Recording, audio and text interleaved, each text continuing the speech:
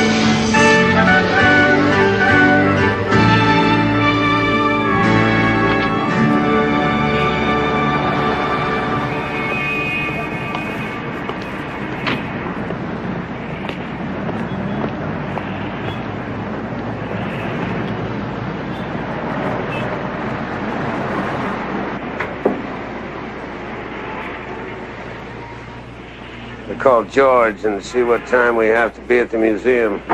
Go ahead.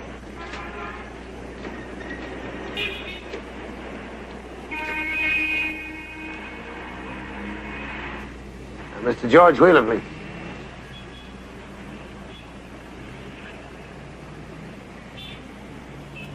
George Wheeler, Stephen Randall.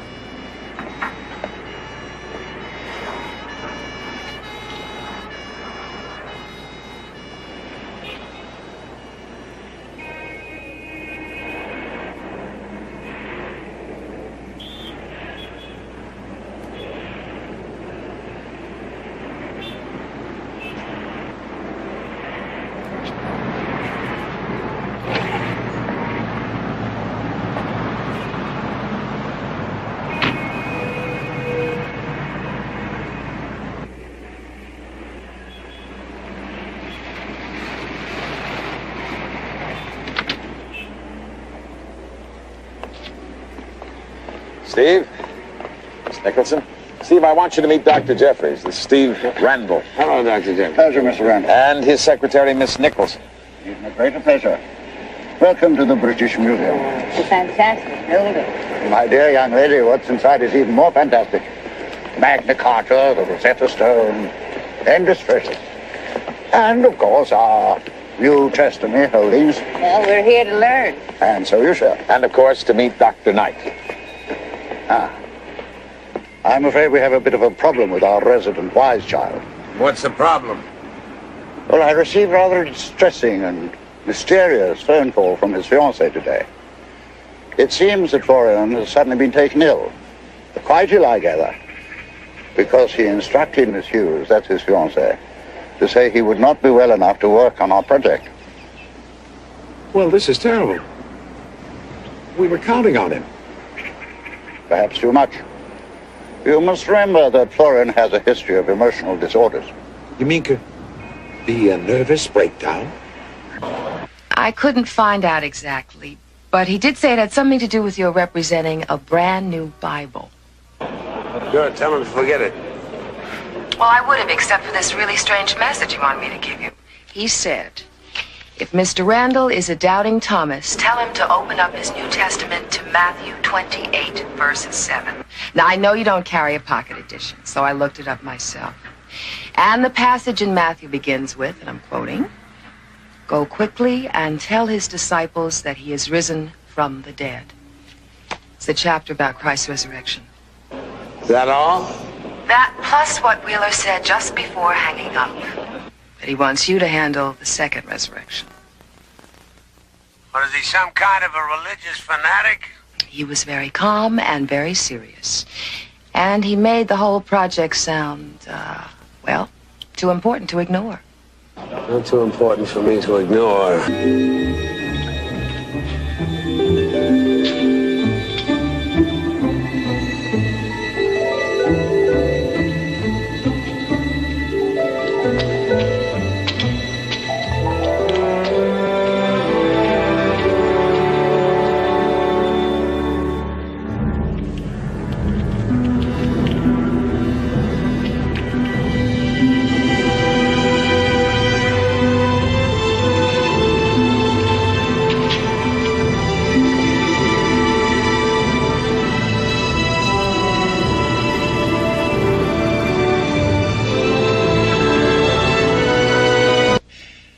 Steve, I realize it must seem that I'm pushing you in this thing, and I don't mean to at all.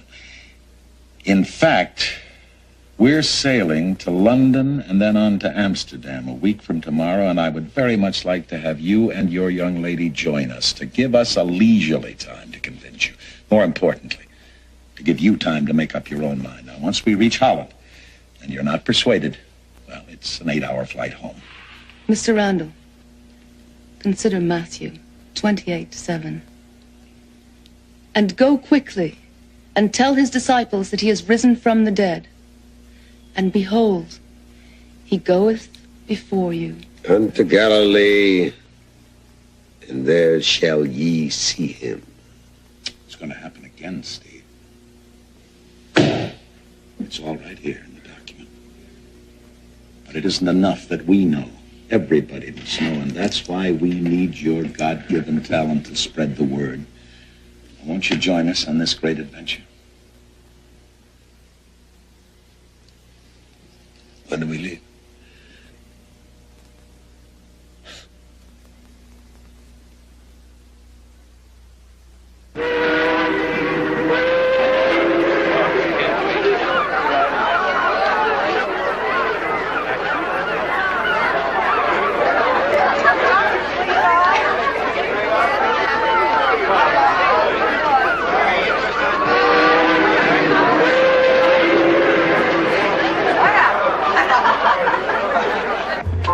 Steve, welcome. welcome. George, this is Tony Nicholson. Oh, George, she's even more lovely than you let you're on. too kind. Bob, nice to see you. Welcome. Make yourself at home. Another way to keep a secret, George. Oh, well, it's just an ordinary bon voyage party. Having no party at all would be more suspicious. Well, I want you to meet some people who are important to us. Mike, excuse me, that's Mr. Evans. Ivan, please. Mr. Stonehill, Mr. Evans is with the American Bible Society, and Mr. Stonehill is with the National Council of Churches. Mr. Randall and Miss Nicholson, his secretary. My pleasure, sir. Oh, excuse me. Arrivals. I'll be right back. Well, if you haven't heard of our organization before, well, our main business is dispensing Bibles to member churches, and we're darn proud of that, sir. Well, only last year, we distributed 15 million copies. Boy, that's wild, Mr. Evans. I'm Evan. He's Elvis.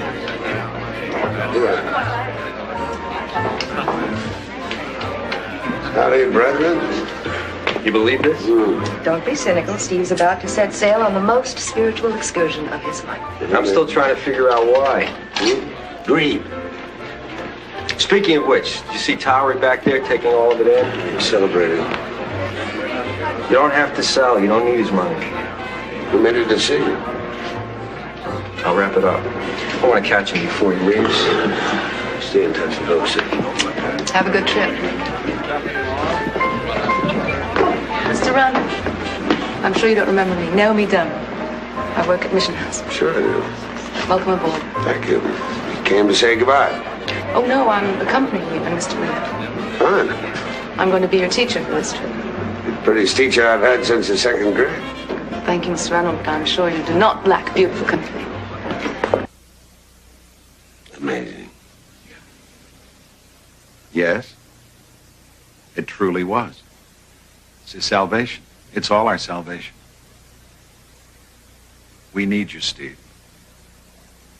Come back to us. I want you to go back in there right now. Ask the court's forgiveness. Tell them that you were just a tourist who wanted to take home a souvenir. It'll be over within 10 minutes. Believe me. What have I done? 5 years. Minimum. I'm afraid I can't say, but he has an erratic, unstable personality. Still, there are other good scholars. I'd like to talk to him. That's a good idea. I'm afraid that's rather difficult at the moment. He refuses to see anyone. And how about his fiancée? If my memory serves me right, she works in the rare book section at Sotheby's. I'm afraid you'll be wasting your time. George? You want company? No, you stay with Dr. Jeffries, Mr. Wheeler. Now, this is most disturbing, Doctor. Most disturbing.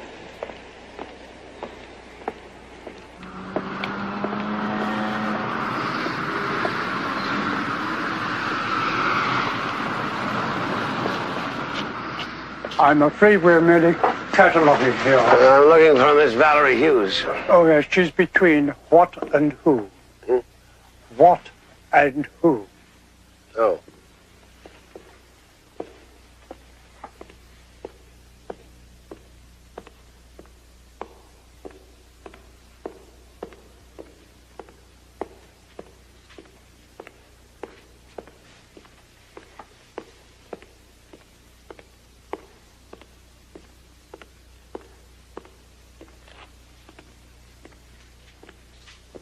Miss Hughes?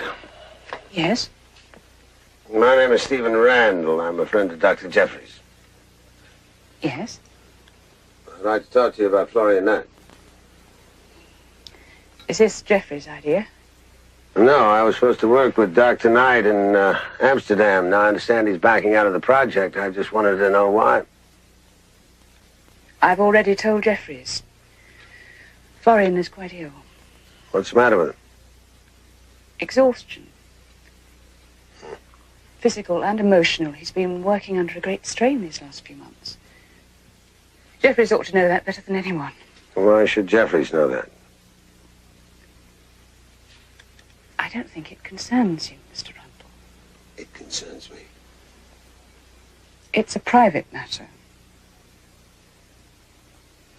I want to talk to Florian Knight. I'm sorry, he's not talking to anyone at the moment. Please excuse me. Wanda, I'm going to miss my plane, all right? But what'll I tell Wheeler? You tell him my father is dying of a stroke.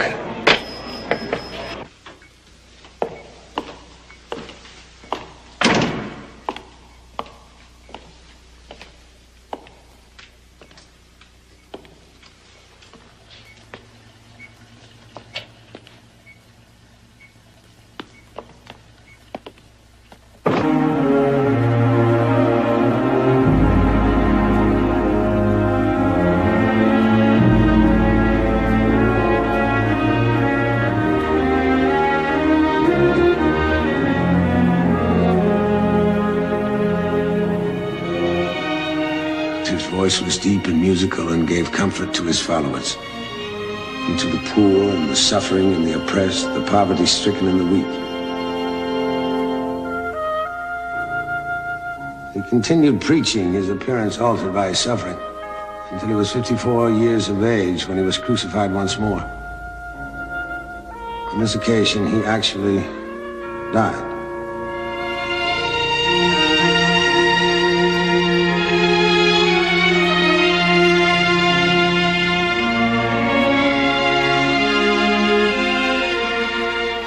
His death was followed by his resurrection and ascension to the kingdom of heaven. My brother lived and died as a man. Still lives as the Son of God. I end this chronicle with my salutation written in my own hand. James, brother to Jesus.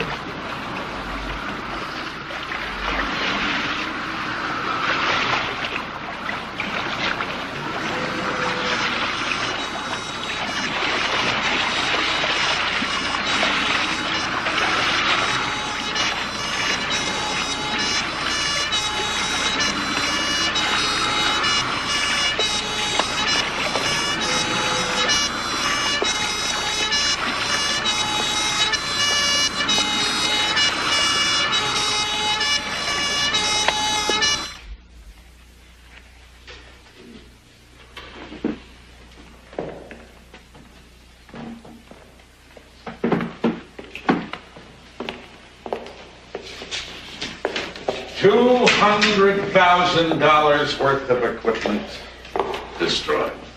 4 men dead, George. Yes, of course. Evil, absolute evil. How do you feel? Oh, I feel great. Well, at least we recovered the word. Did you finish it? Yes. Well. Let's go to work, George.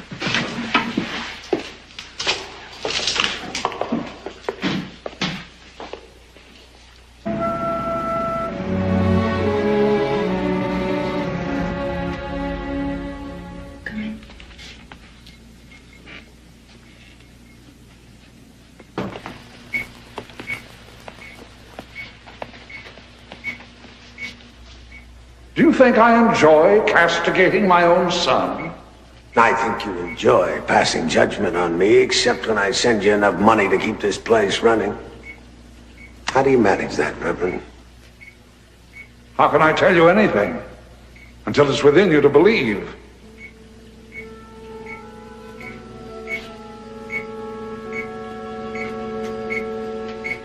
Father, who art in heaven,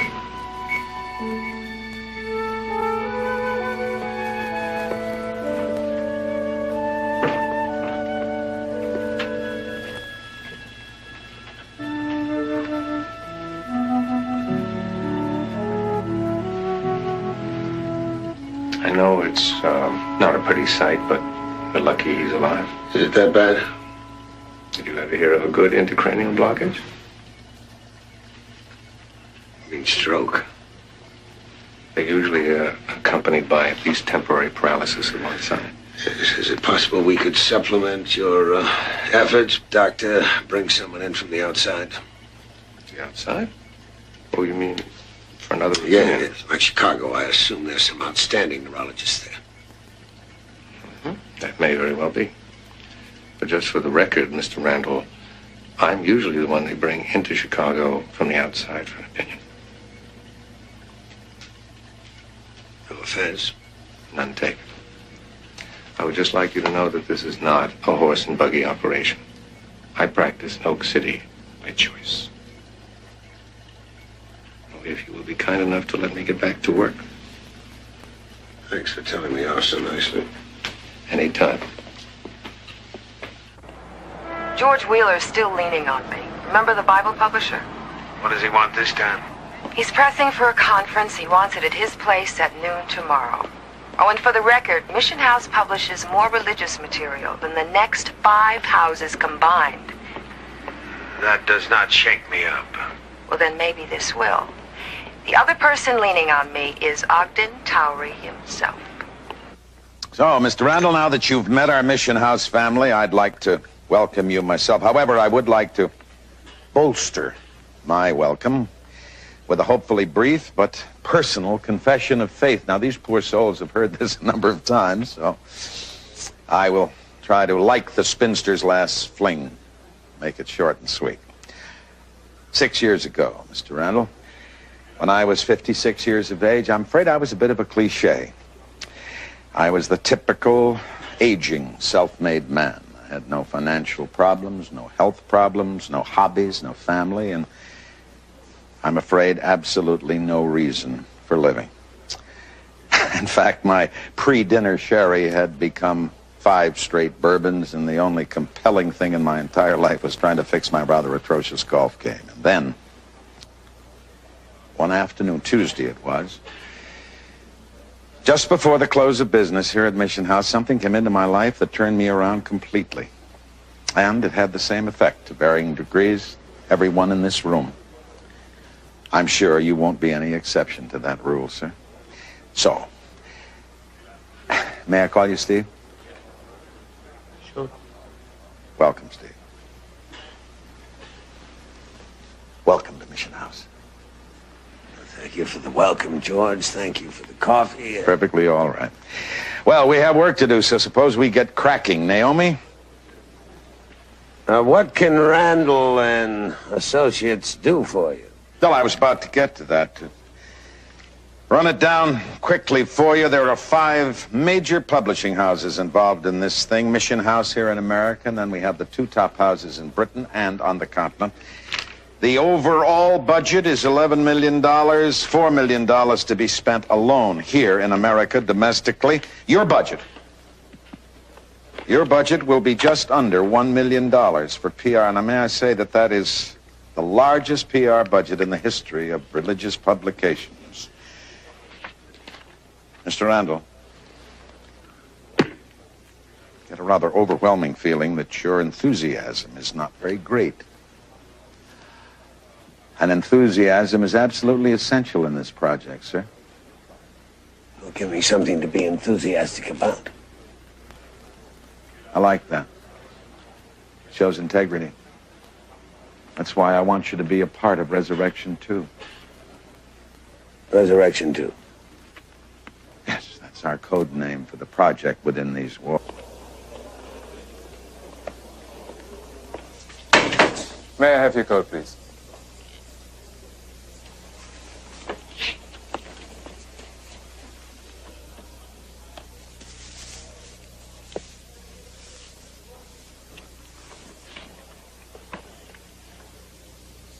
You and your companion are charged with willful illegal possession of goods.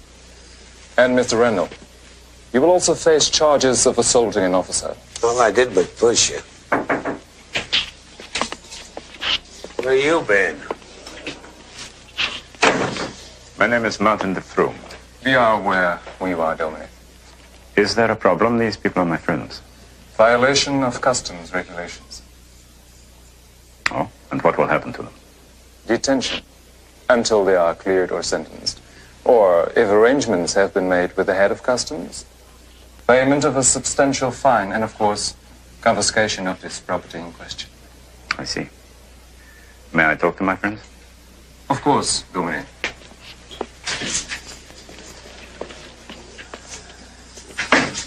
To get us out of here, we haven't got much time. Well, this may take some hours. These people can do nothing for me. But the head of customs can, and I will see him immediately. In the meantime, Mr. Randall, I'm afraid that you and Miss Monty here will have to accompany these gentlemen. Please.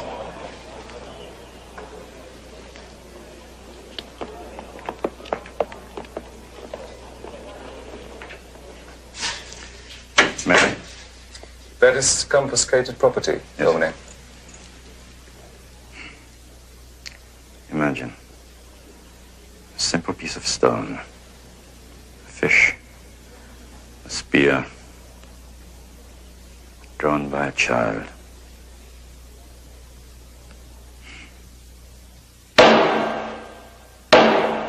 I want to thank the court for affording me this opportunity to speak in Mr. Randall's behalf.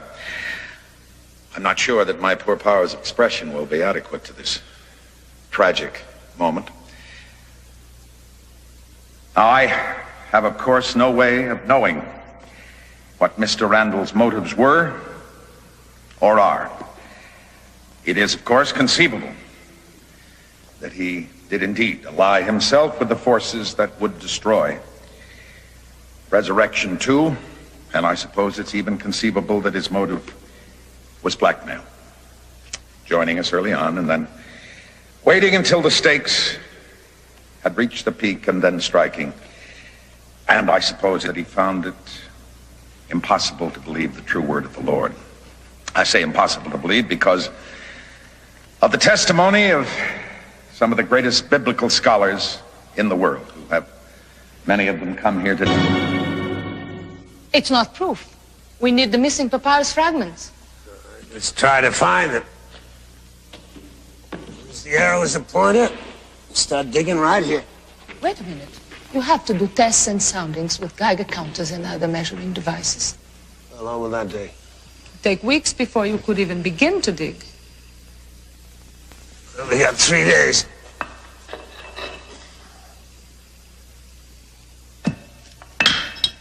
Steve, be careful. Stealing an antiquity is a serious offense. This is no antiquity. A lot of people think it is. Let's go. Where? Stop publication. Without proof? I have to. And what about my father? Your father has nothing to do with it. Your father was a victim.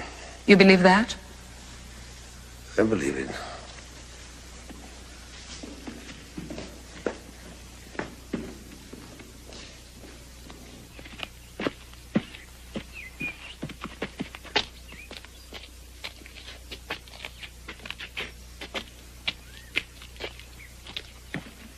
No, Mr. Randall, I feel no pleasure. It's a moment of truth, not of triumph. Yes, of course, I am quite aware of the time element. They're turning the publication into a circus maximus, with our Lord as ringmaster. Yes. Yes, I agree, we should meet first. Oh, wait, I have it. Yes. Flight 23. All right, I'll meet you at customs.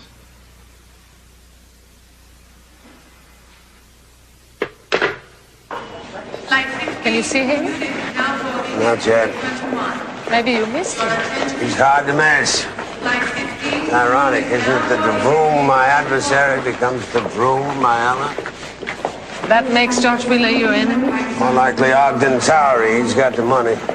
And if you're wrong, if Lebrun's story is the real hoax, what then? Angela, all I... You're not sure. Not sure of anything. And if you're wrong? I'll buy the first 1,000 copies and hand them out on street corners. Flight 19 to Paris, now boarding at gate 5.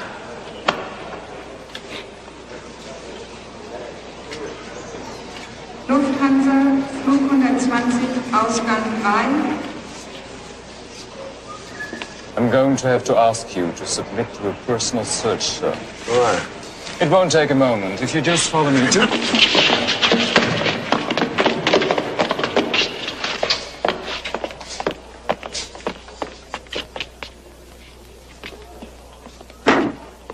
Gentlemen, meet Mr. Steve Randall, Paddy O'Neill, Hello, Patty. Lester Cunningham, Lester.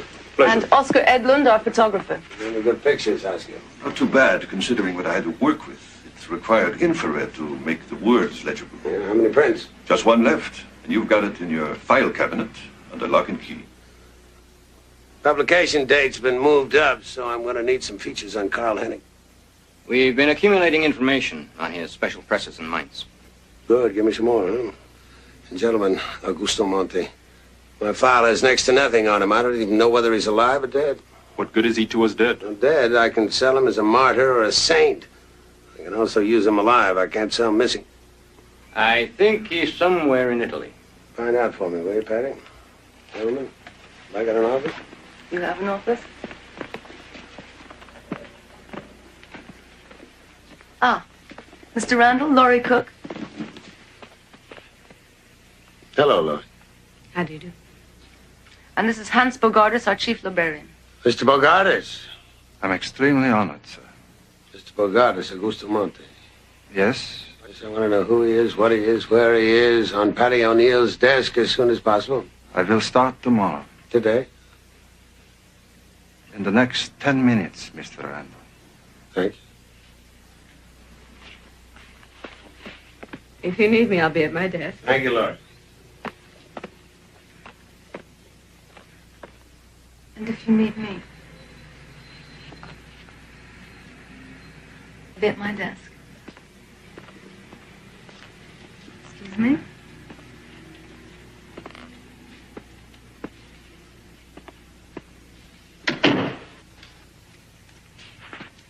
Tell me about it. What? Come on, Randall.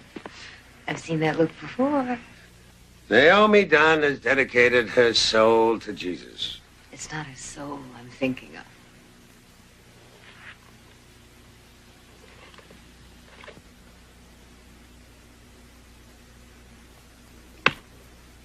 Where did this come from? Maybe Wheeler sent it as a housewarming gift. Yes, sir. Is this yours, Lord? No, sir. Thank you. Why the third degree? Property of the Dutch Reformed Church, Westerkirk. So? So I think it's an invitation. Mm-hmm.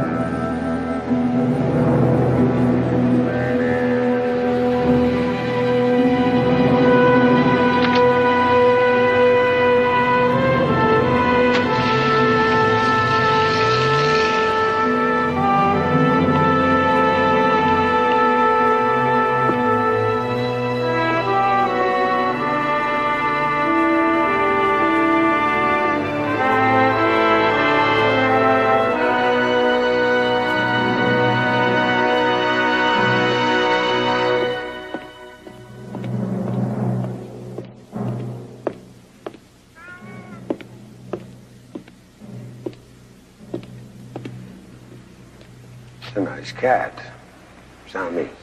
Yes. What a marvelous breed.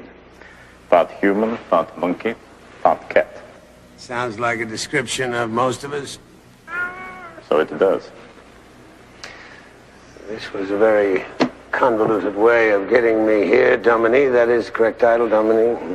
I'm indifferent to titles, Mr. Randall. Not indifferent to intrigue.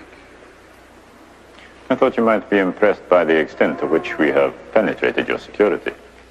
You and Cedric Plummer.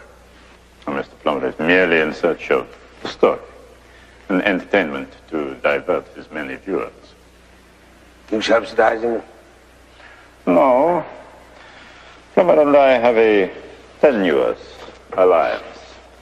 We're both after the same thing, but with entirely different motives.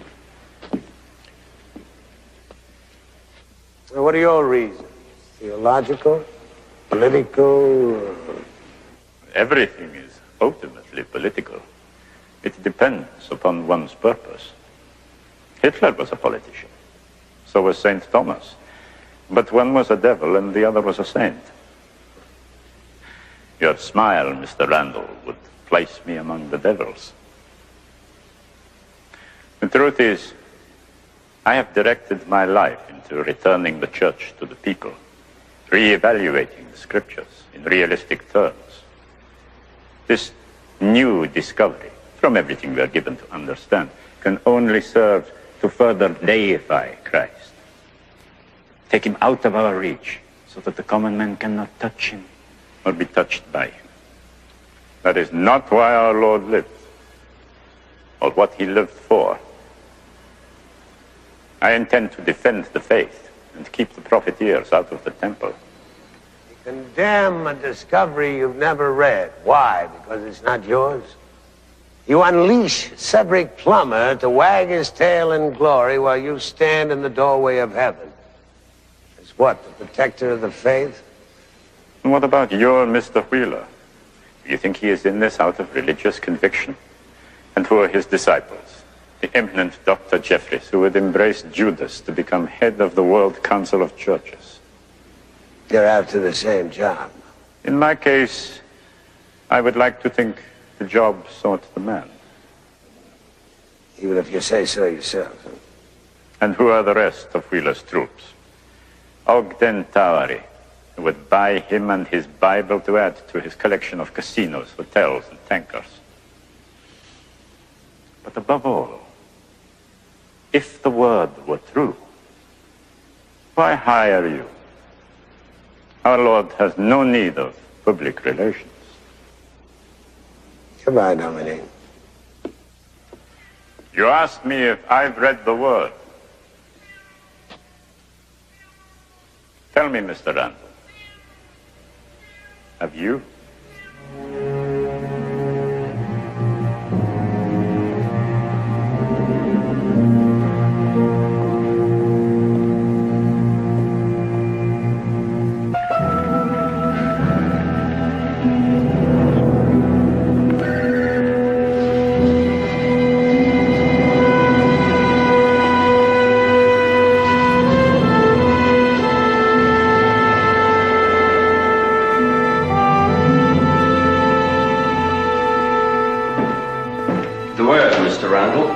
Temperature and humidity controls. The originals in hermetically controlled cabinets. The Gospel according to James.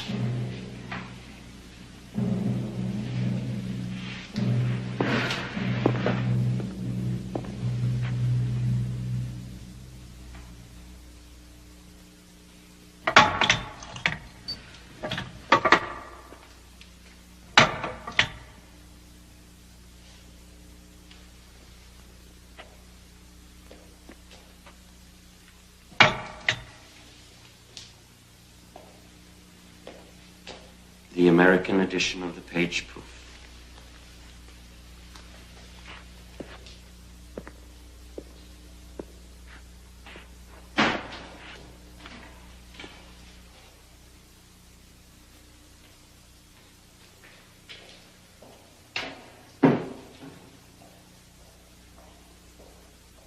I am James, brother of Jesus, eldest of the Lord's surviving brethren. With or without Ogden Towery?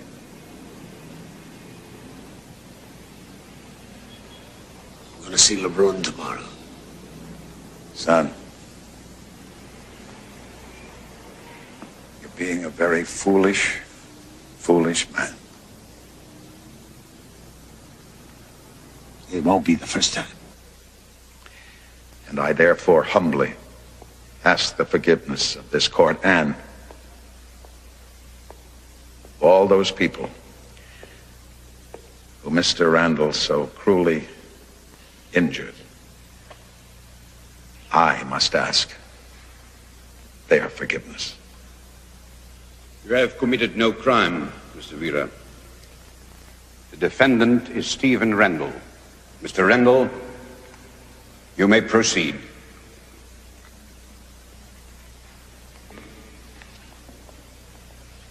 Words can never express my gratitude for Mr. Wheeler's generosity in offering his guilt for mine. I am a little surprised. I assumed that I was being held here on the charge of attempting to smuggle an authentic art treasure out of Italy, not the destruction of Resurrection 2. I was told this would be a hearing. Instead, it's being conducted as a trial. A matter of semantics, Mr. Randall. Semantics. I was persuaded to waive my right of counsel to avoid a trial. I did all that. My purpose, Your Honor, was to tell this court that this authentic art treasure is nothing but a cheap forgery. Mr. Wheeler has chosen to use this gathering as a platform to defend his new Bible. Okay, we'll do it his way. I went to Ostia Antiqua to find the truth about a man now dead, who was on the verge of providing me with some evidence that might have invalidated Mr. Wheeler's new Bible, his Resurrection 2. Your Honor? Yes. That's pure surmise on your part, Mr. Randall. Please proceed. Well, if I am the defendant and Resurrection 2 is the plaintiff, so be it. There is a man in this room, a man whose presence in this court leads me to believe that his is the voice of truth, the ultimate voice of truth in this hearing. At least he's going to be my voice of truth. I'm going to call one witness and only one witness. The Most Reverend Domine Martin de Vroom.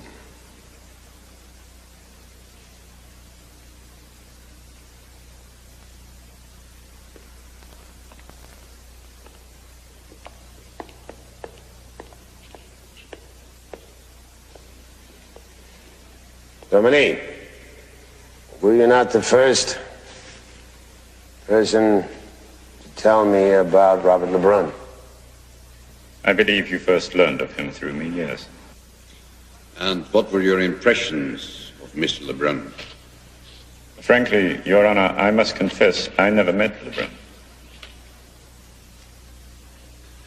Dominique, isn't it true that you have taken the position for some time that Resurrection 2 is just a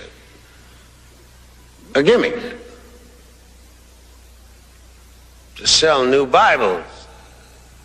Isn't that true? Mr. Plummer and I frequently ask the same questions, but never has there been a formal working relationship between us, nor have I ever taken it upon myself to discredit anything. I seek only the truth. This so-called art treasure was drawn by Robert Lebrun. That means nothing to you. History proves there are many such symbols in early Christian theology. But I have a statement to make. My role as adversary to the dedicated people of Resurrection 2 is at an end.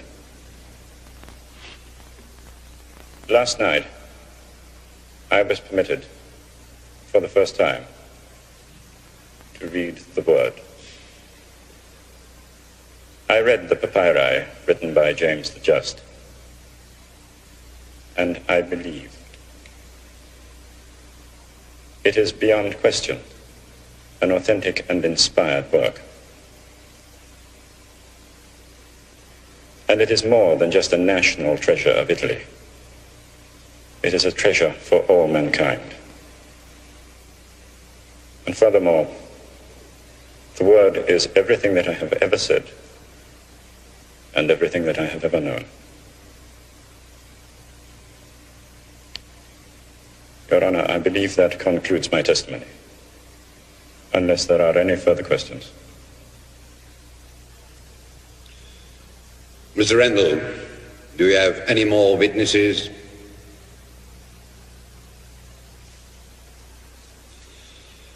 Then the court is now ready to render a verdict, unless any other party present wishes to be heard. Your Honor, I respectfully request a short recess so that I may speak to Mr. Randall privately. Of course. There will be a 30-minute recess.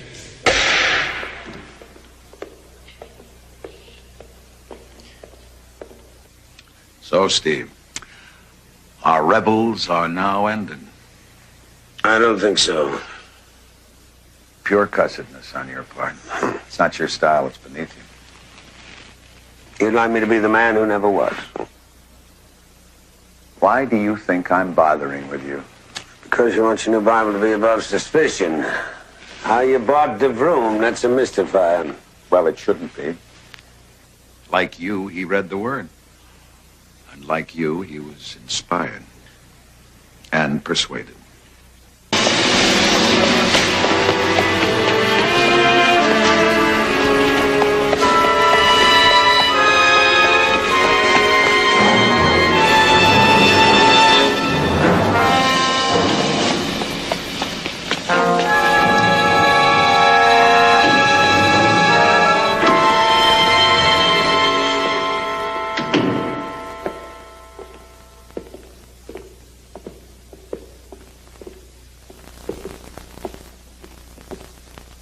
Now leave me alone, Mr. Randall.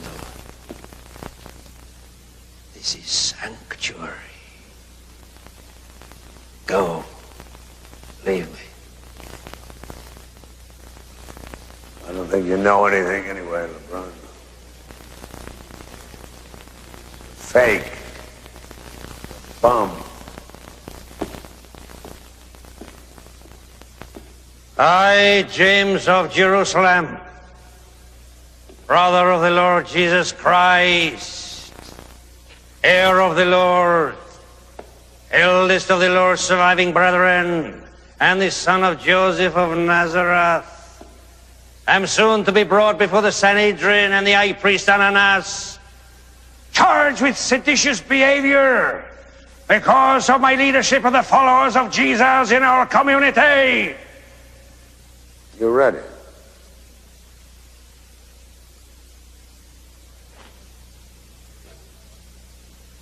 I wrote it. I am James the Just. These events I witnessed. Who hired you? Broom, plumber? Those gnats, those midgets. It was my idea. Mine. The Aramaic inscriptions. The burial of the papyri of Doste Antica. Every aspect of your resurrection too. A brilliant deception, a magnificent hoax. And if every word I have told you now is not true, let him, your Christ, King of the Jews, come down from his cross Strike me dead.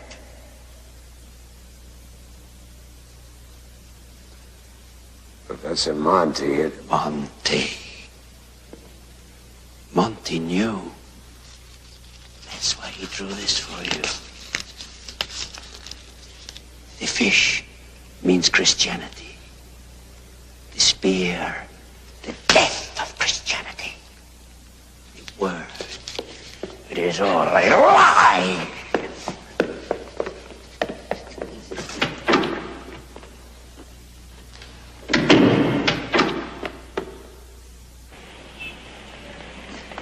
LeBron!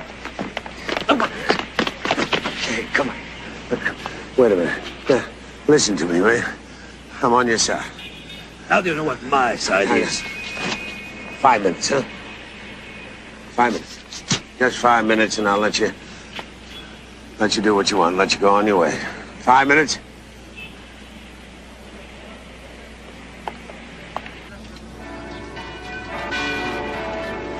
Where did it all begin? They say that no man ever lacks a good reason to kill himself.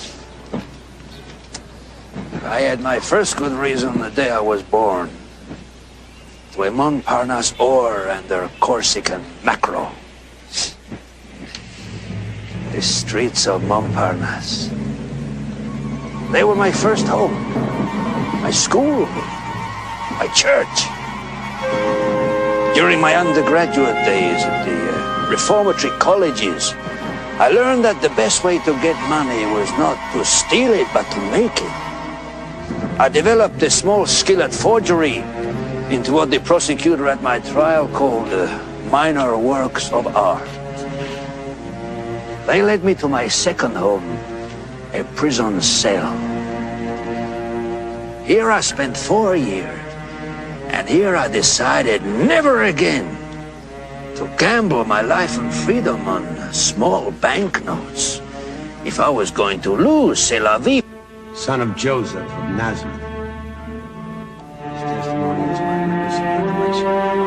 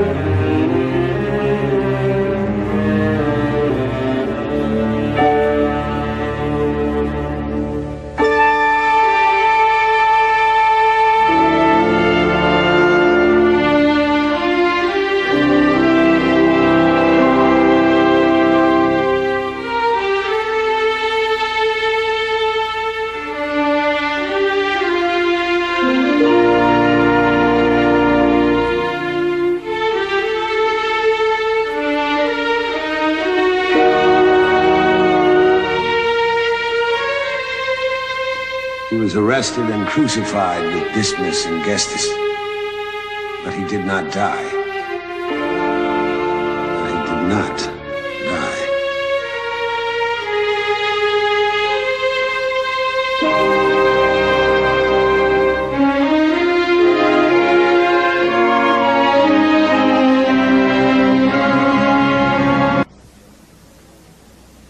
Or the last?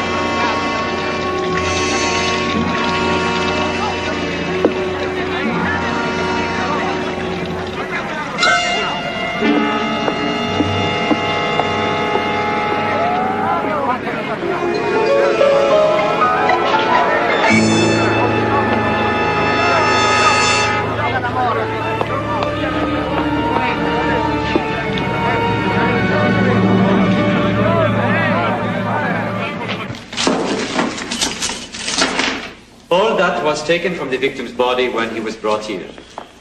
The contents are impounded, Signore, until after the inquest is concluded. You said we could take a look. Only look, not take. And only the one who will pay for the disposal of the body after the inquest. How much? The amount is in the agreement.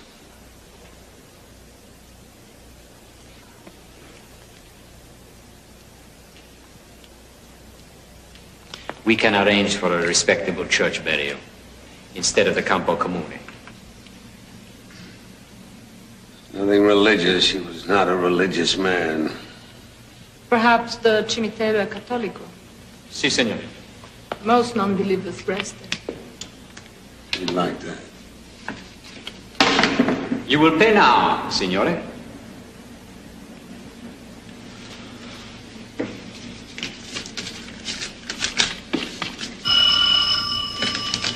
Pronto? Ah, sì. Scusi.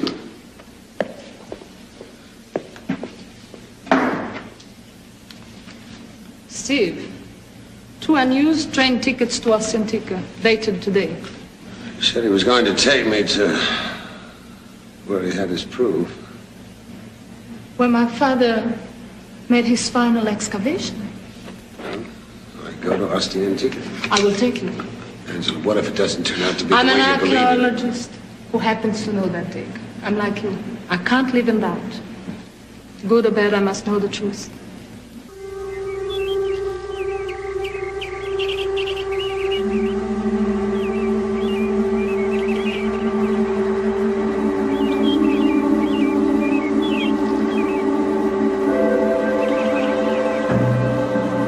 Parlo col colonnello comandante.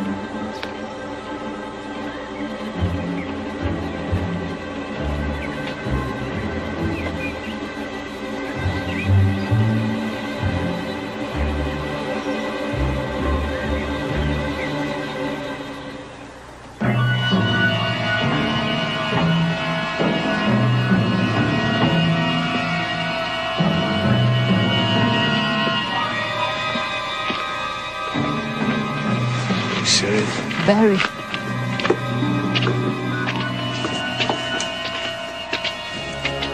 But my father taught me long ago that some of history's greatest finds would never have been made if people like Augusto Monti had obeyed every sign.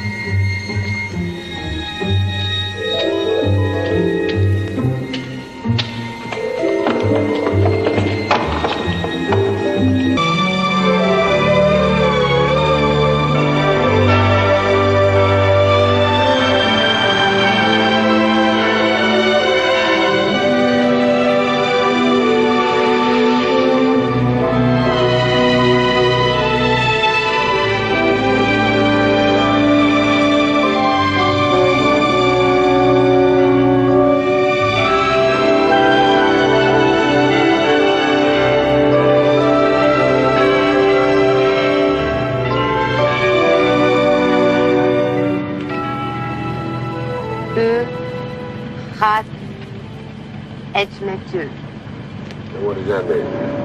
That's Dutch for how are you? I'm fine. You know, it's hard to share you with a memory. Even an old and faded one? Is that all it is? What's bothering you? Jet lag. Old age.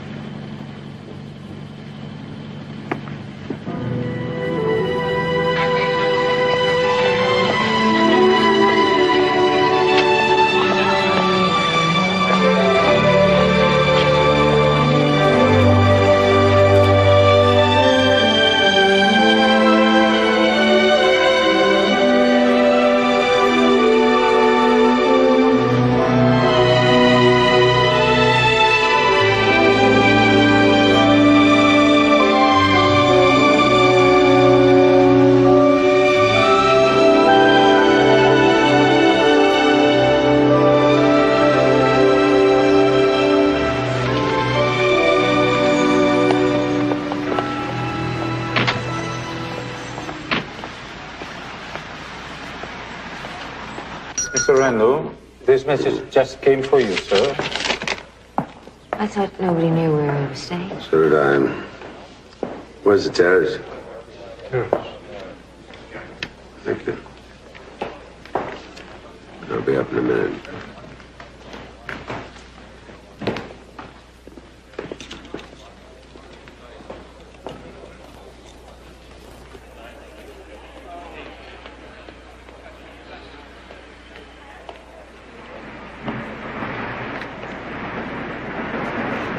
What do you want, Mr. Plummer? Oh, how gratifying to be recognized. That's one of the advantages of exposure on the telly. Do call me Cedric. Why not join me? Perhaps I'll make a full disclosure. I'm very busy. What do you want? Resurrection 2 must be very demanding. What can we offer you? They do excellent martinis. Some scotch and nice. Lovely city, Amsterdam, don't you think? A delightful bouillabaisse of frivolity, tradition. What do you want? I want first look at the advanced proofs of your New Testament. I don't know what you're talking about. I'm in a highly competitive business, and I'll pay well, irresistibly well. I don't know everything yet, but I shall, long before you're prepared to release the story officially. Then? It's up to you. I can either help your dear old Jesus, or I can bury him.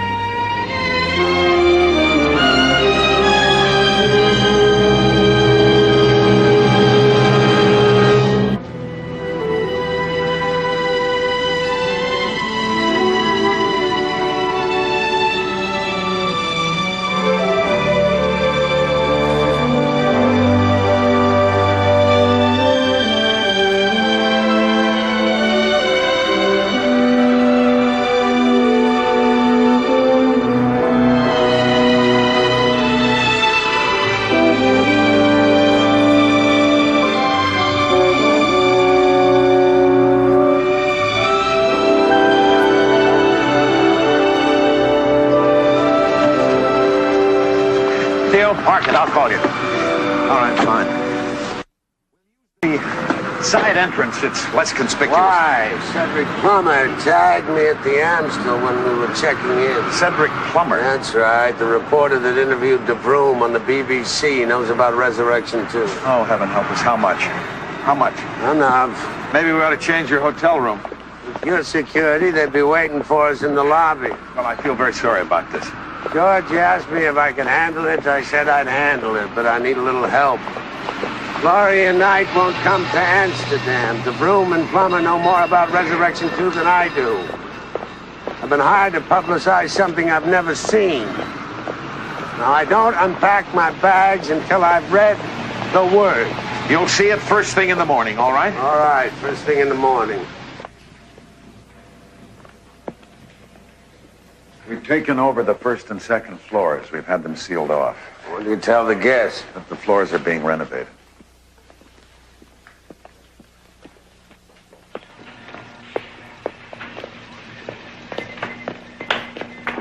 Inspector Eldering, Miss Nicholson, Mr. Randall.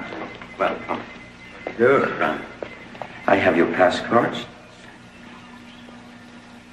Thank you. Why are they different colors? The red card, grade A, means access to nearly everything. The gold card is given only to the 5 publishers and myself. The other cards have certain restrictions. Nothing to do with you personally. What does it have to do with? Background profile, that sort of thing. In your case, it's simply a matter of insufficient data, which explains why we have to provide you, Mr. Randall, with a technical secretary, one that we have been able to check out for some months. She'll be very useful to you. She's a top biblical scholar. Her name's Laurie Cook. She'll handle the biblical research side. Miss Nicholson, of course, will continue on PR. George, Don't worry about it. That's fine. Nico, will you please bring Miss Nicholson up to Zarlev? That's the general offices. Dinner at the Amstel, I think. If I'm cleared for the main dining room. I should familiarize you, Mr. Randall, with the security apparatus. Yes, and then I'll have Naomi introduce you to your staff. It's like a bank vault. Well, during World War II, it was used to store international currency. In here, we have complete control. The word is guarded by a series of sequence locks that is absolutely foolproof. Outside, it's a bit more difficult. Well, it's not impossible. We're trying. Try harder. It won't happen again, Mr. Randall.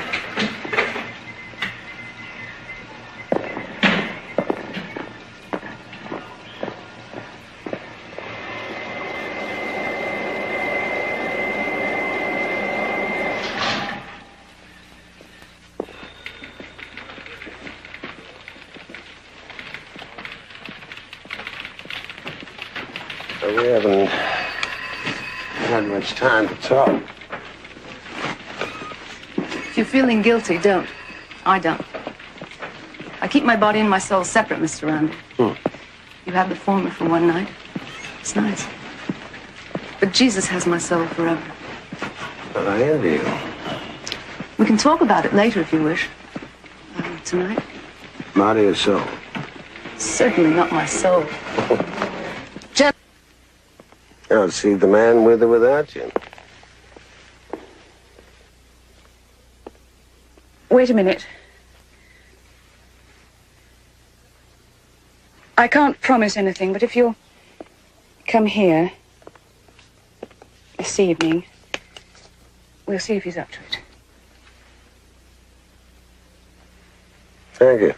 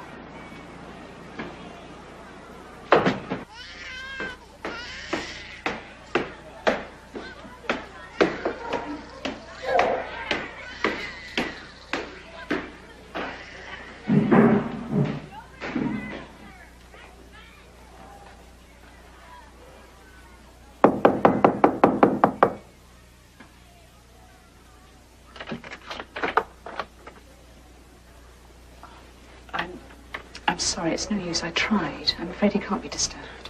4,000 miles to see Please. Doc tonight, I'm going to say. Who is it? My name is Stephen Randall. Oh, yes. Yes.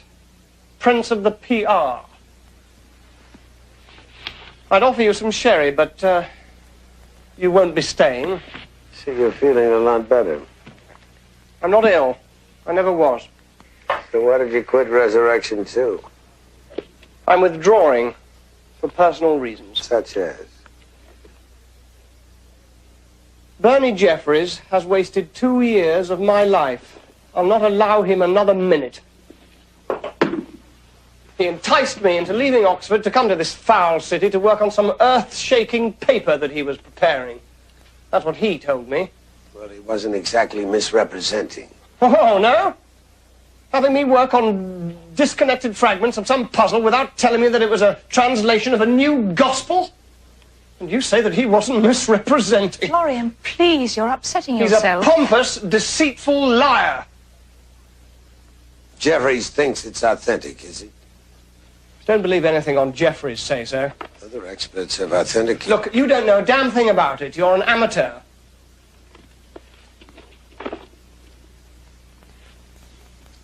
What are you trying to tell me? Nothing but this.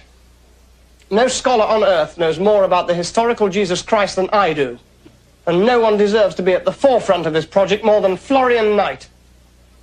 So until I see their bloody papery with my own eyes, I don't accept it.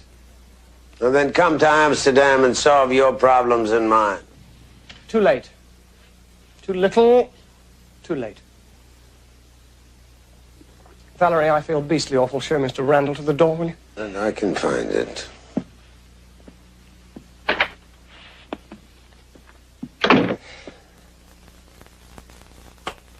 Please don't judge Florian too harshly. He's been through hell these last few I'm weeks. sorry to hear it, but I got my own problems. If he can't do the job, I'll find somebody who can.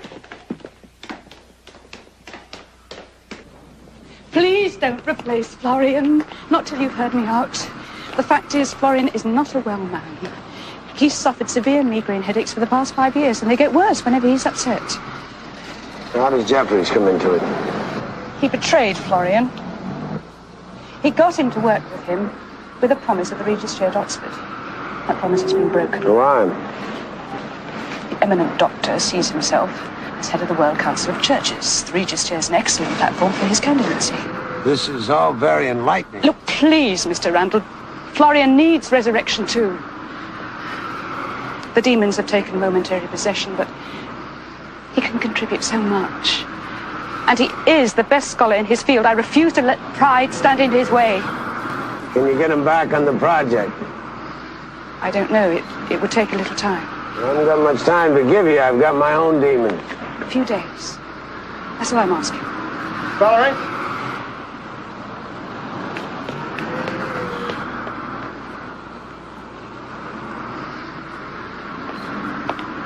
England struck first on a header by Carrington at 7:04 of the first half. Italy then tied the score when Kotzer broke free on a pass from Pisani and beat Sutton, being... Sorry I was late. Couldn't be helped. You're lost, my dear.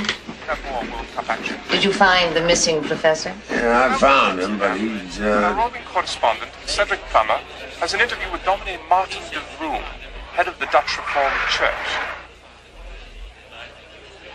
And it is my deep concern that it will soon be foisted on the public by a group of publishers who represent the greedy elements of a crumbling Orthodox Church. May we infer, Dominee, that you detect sinister motives in this publication? I would regard as sinister any attempt to make the New Testament irrelevant in this changing world. And I would ask true Christians everywhere to boycott this exploitation of our belief by ignoring this shoddy and unholy deception, and keep meaningful the message of the symbolic Jesus, familiar to suffering people everywhere. Thank you, Dominee. This is Cedric Plummer in Amsterdam. And now back to the World Cup. George Wheeler wasn't exaggerating. He's really something. He's too much about our business. To go into a tie to lead their division. Brazil had a very difficult match with Spain. That is surprising because...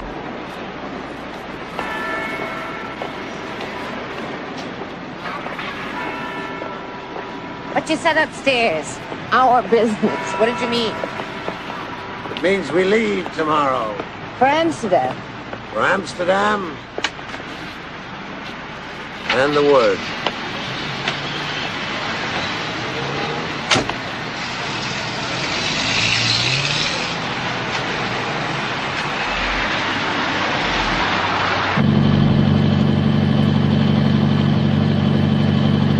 How was your trip?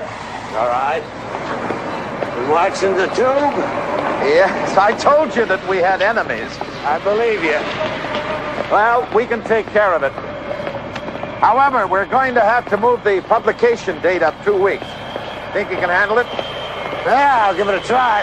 Can you handle it? Yeah, I can handle it. This car will take you to the Amstel Hotel. We're staying at the Krasnopolsky. Why 2 hotels? Security. I don't want them to know where you're staying.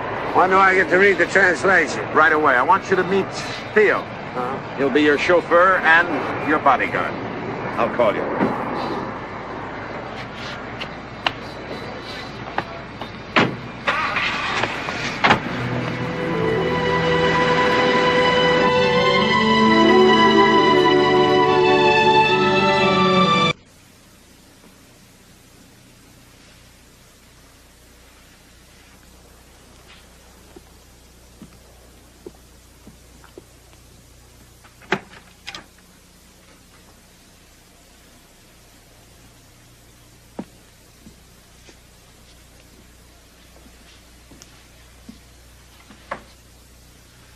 You all right? I was released soon after we were booked. They wanted me to testify against you. I couldn't. And they still let you go? Because I couldn't testify for you either. I thought we wanted the same thing. I don't want what happened to my father to happen to you. Look what Lebrun did to both of you. Looks like everyone's for sale today, doesn't it? I'm not for sale. Nobody ever bought me. Not with money, with your father's reputation. Is there nothing in life above suspicion? Still, did you ever believe in or love anything? Once. A long time ago.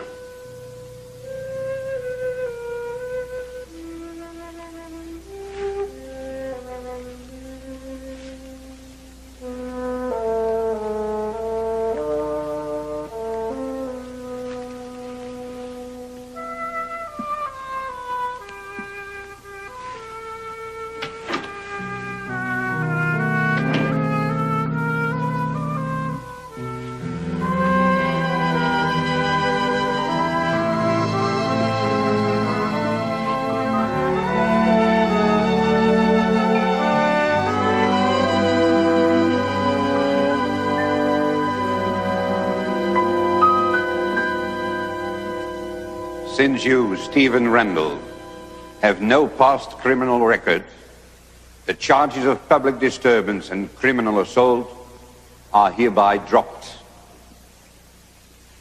Regarding the conveying of an object stolen from the grounds of antiquity, you are sentenced to 1 month in prison.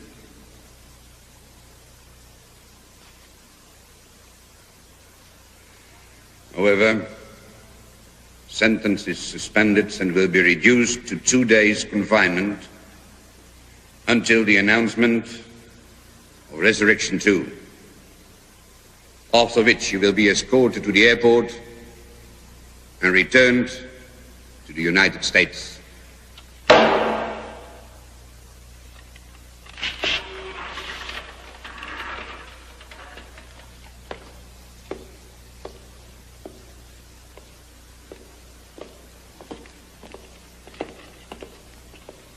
The Gospel according to James, perhaps the greatest archaeological discovery in history, is being unveiled today in Amsterdam. Also known as the Word, this extraordinary document, 48 leaves of papyrus worth, which reaffirms the life of Jesus Christ, both as a man among men and as the spiritual messenger of the Lord, is causing a public outpouring of faith unparalleled in modern times. Perhaps it is significant that the code name of the project, which is bringing this great find to the public's attention, is Resurrection 2, for Christ certainly seems to be among us today. We will now go to Amsterdam for our live coverage of this historic announcement. The life of Jesus, as told by his brother James and published as a New Testament, is being issued today in limited advance release. This is Cedric Plummer in the Westerkerk in Amsterdam, one of Europe's largest cathedrals and home of the Dutch Reformed Church, where the official announcement is about to take place. More than 1,000 of the international press corps, as well as billions of TV onlookers in every corner of the globe, will witness this historic event via Intelsat, a multi-circuit communications satellite. There's a great sense of anticipation and excitement felt here in Amsterdam today. And we understand that in all the major cities of the world, people are waiting anxiously to hear the details of this amazing discovery. This document details and affirms the life of Christ. The Word has undergone rigorous scientific and historical examination by some of the world's greatest scholars and has been authenticated beyond doubt. In this imposing 17th century structure, members of the press, dignitaries from all over the world are gathered to to hear the word. This is one of the most extraordinary revelations of our time. Lufthansa, Flug 121, Ausgang 3. Last night to the world press. Jesus did not die on the cross at Calvary, but lived on, preaching his ministry and finally settling in Rome, where he was arrested and crucified 19 years later. As Mr. Wheeler said earlier, it is truly the manifestation of God. Dominic de Vroom has been reading to those present for several minutes from the New Testament according to James the Just. We will now pick him up live. Jesus lived on, James affirmed. And all else James recorded, he heard from those who witnessed the continuing pilgrimage. I quote, They've been had. Once again, the people have been had. Without trial, They don't think so. was condemned to death Look at a them. second time. Look at how moved they are. Soldiers They'll be secured the paying for cross it. with a torch. Price of a new Bible? Oh, they spend more on the cinema or a soccer game. They left, and a great rush of wind came up from Give them their moment, Mr. Randall. Who knows? Maybe they will even be better people for it. and other disciples removed his seared body from the cross. Jesus was lifeless. His corpse was temporarily secreted in a cave to await the fall Our of instructions night. were that you were to be the last aboard. In the night, returning with shroud and spices to embalm our Lord, Aquila and Priscilla and 7 witnesses found the cave empty. As they speculated upon what had become of the corpse, a circle of light, incandescent glow of million lights filled the mouth of the cave and revealed to them Jesus raised. Then, as the day broke, Jesus gave them blessing, and immediately he was lifted up on high and enveloped by a cloud that carried him out of their sight toward heaven. Behold, so did my brother Jesus ascend to his Maker. James Bon wrote, voyage, Mr. Randall. I have with my Cheer up. eyes seen signs and wonders. Who knows? Perhaps one day you will find something you can believe too. Mankind can echo James. It'll have to be something better than that. Christ is risen. Alithos anesti. He is truly risen. Amen.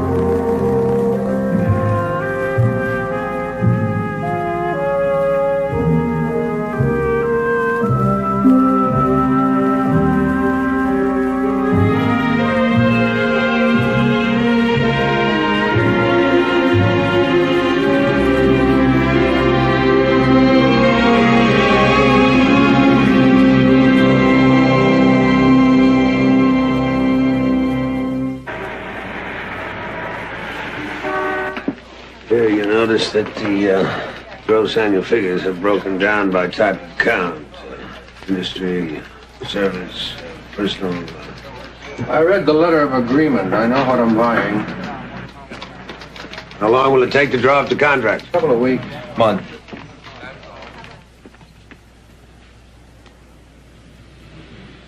Peter? 2 weeks. We'll compromise, Mr. Towery, 3 weeks. Done. And call me Ogden.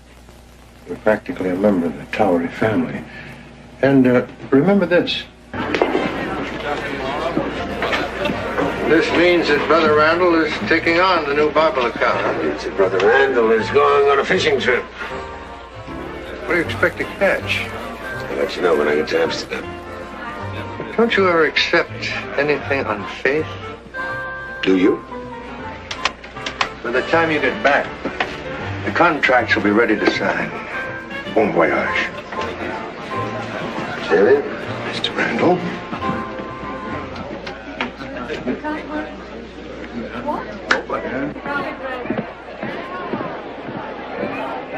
You're sure that envelope's going to get to wherever it's supposed to? You know, and he has.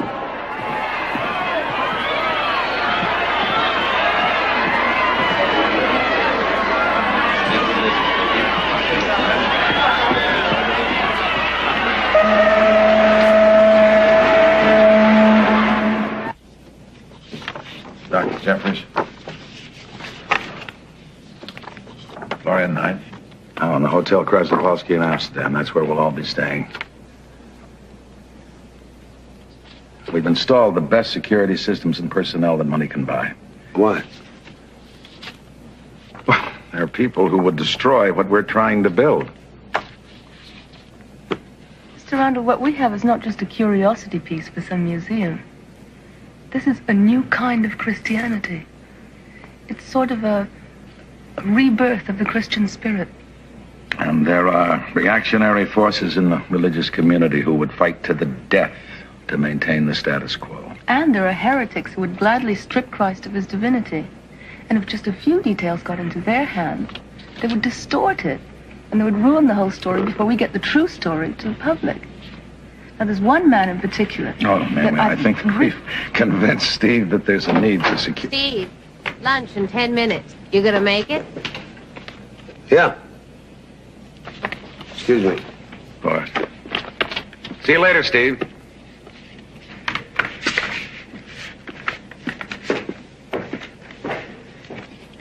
Oh, George, I said something. No, you didn't. I thought he was supposed to be Darling, wait a minute. I'm sorry. But it's all right, it's all right. It's just that he's got quite enough to chew on for the time being, and he's going to find out about the Dominie soon enough. I must say, he has a fascinating face. And a dangerous mind.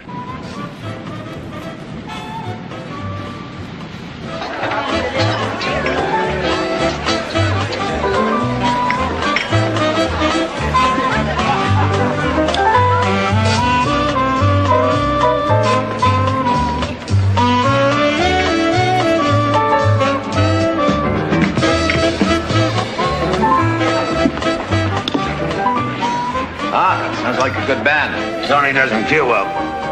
Oh, what's the matter, Miss Nicholson? I really feel rotten.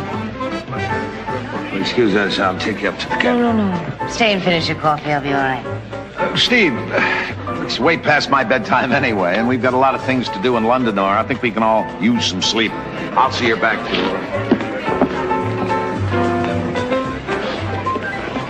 Good night. Good night.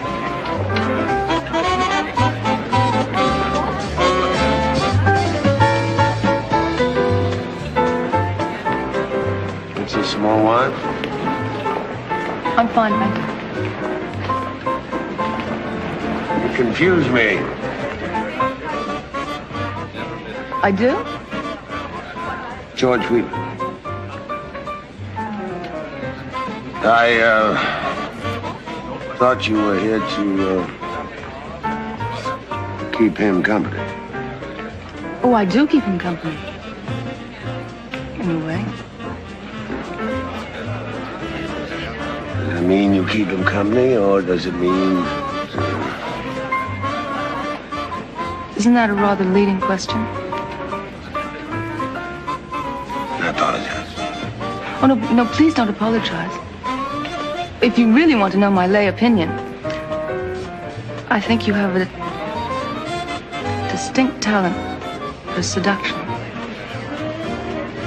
No, don't misunderstand me. I mean, of course, it's your job. You have to seduce, you have to involve, persuade. You're publicity men. I also think you're a lot more sensitive than you let on. Thank you for that.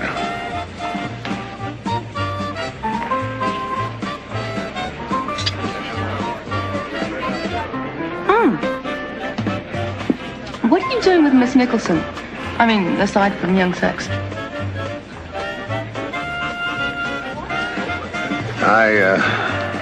Gotta say goodnight. Get to Southampton early in the morning. Oh, you're right. We ought to get to bed.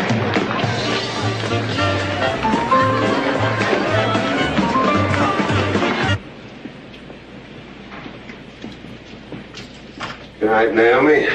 Oh, would you come inside with me for a minute? I want you to help me with something.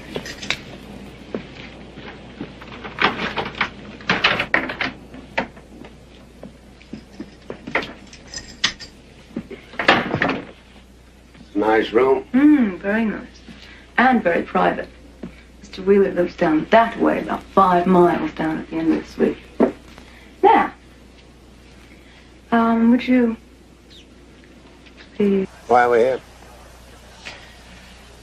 Mr. Plummer assured me that a certain man would meet us here, but I hope you'll accept my apology for taking you away from Signorina Monti. Who is the man and what does he know? Name, Robert Lebrun. He was described to me as a man in his 60s, slightly stooped, wears thick glasses.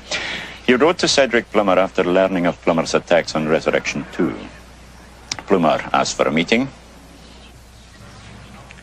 Here we are. No Dominique, for a man as wise as you, you're sort of gullible. On the contrary, I share your doubts. The earth is teeming with crackpots, and I was prepared to dismiss this one. Until Plummer showed me a letter. The letter convinced you that the man exists. Not only exists, Mr. Randall, but new things about Resurrection 2 that neither Plummer nor I could unearth, if you like, in 6 months of digging. Such as?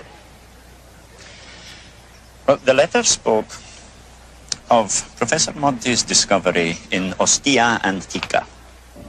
Now, all of us on the outside knew that the discovery had been made in Italy, which related to the new Bible, but not the precise location of the find.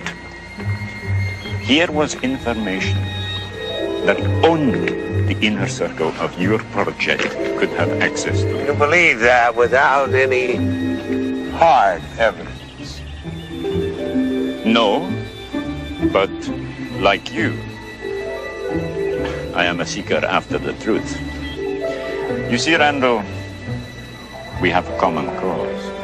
There's a basic difference between us. I'm willing to accept the fact that Resurrection 2 might be a phony if somebody will give me the proof.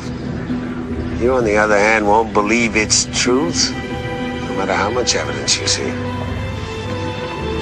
Perhaps you judge me so harshly because you're unwilling to admit how much alike we are.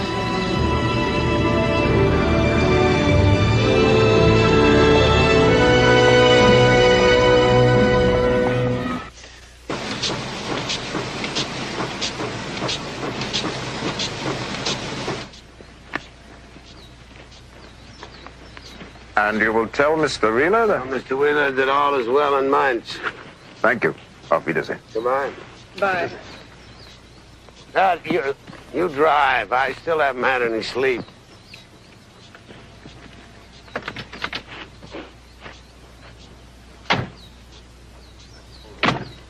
Where to? No, to the airport, and then we go to Amsterdam. Amsterdam? Yeah? I've got things to do in Rome. Listen, I need Professor Monty. I don't have Professor Monty, so I'm going to hang on to the only Monty I got. Mr. Randall. I got 2 weeks to put this thing together. If your father doesn't show up by then, you're the professor. Do you always get what you want? Not always, but on the plane I will convince you that I am good, kind, considerate, loyal, trustworthy, honest, straightforward. Please, Amsterdam. Amsterdam. Good.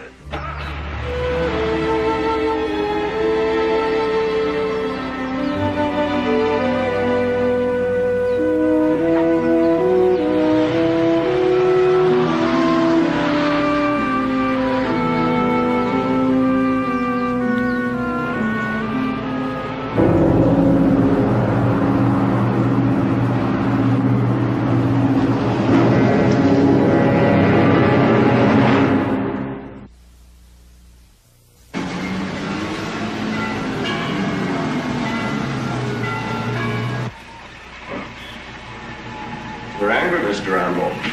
You think you have uncovered a serious breach in our security? The security's a joke. Dames, windowwekker alstublieft. We have everything ready? Yes? Ja, meneer. You run it for Mr. Randall? Okay. This is January. Now, stop there. Zoom in. Hennig and Plummer. Was that January of this year? As far as we know, that was the first meeting, yes. Next tape, Kiss. Hennig was in Zurich for the International Book Fair this spring. Yeah, so was I. Yes, you stayed at the Hilton. You and, Miss Nicholson. What's Plummer to Henning, and what has he given him? Patience, Mr. Randall. Next. I apologize for the quality of these prints. They are very old copies of copies. Kiss, stop the picture. Does this young man look familiar to you? No. I think the resemblance is stronger here. Do you want me to translate? No. Hellering. Send him straight in. In point of fact, a complete dossier on the party activities of one Carl Hennig. Sag, meine Herren. Hennig, nice of you to come on such short notice. What is so urgent that I must leave just when we're putting the book to type? Mr. Randall. You know what's going on in Mainz. Cedric Plummer. Plummer. Who's he? Yes. Punch up the January 19th surveillance. Yes, I do.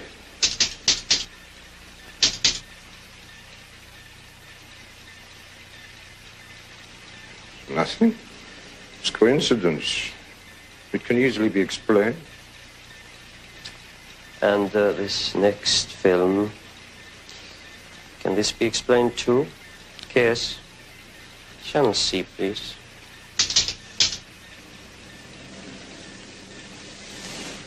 What is this picture?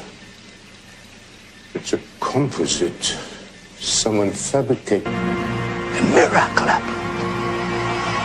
The prison chaplain, Father Pacan, had heard of my talents, especially my forgery of an illuminated medieval Bible. He said he wanted to help me. He said I was God's child, and I believed him. I would have believed the devil if he'd held out his hand. He asked the commandant to assign me to help renovate the camp chapel, the only one on all the prison islands. He suggested the walls be painted with ancient Christian symbols, the fish, the lamb, the cross, and the new windows be etched with quotations, Greek and Aramaic from the New Testament.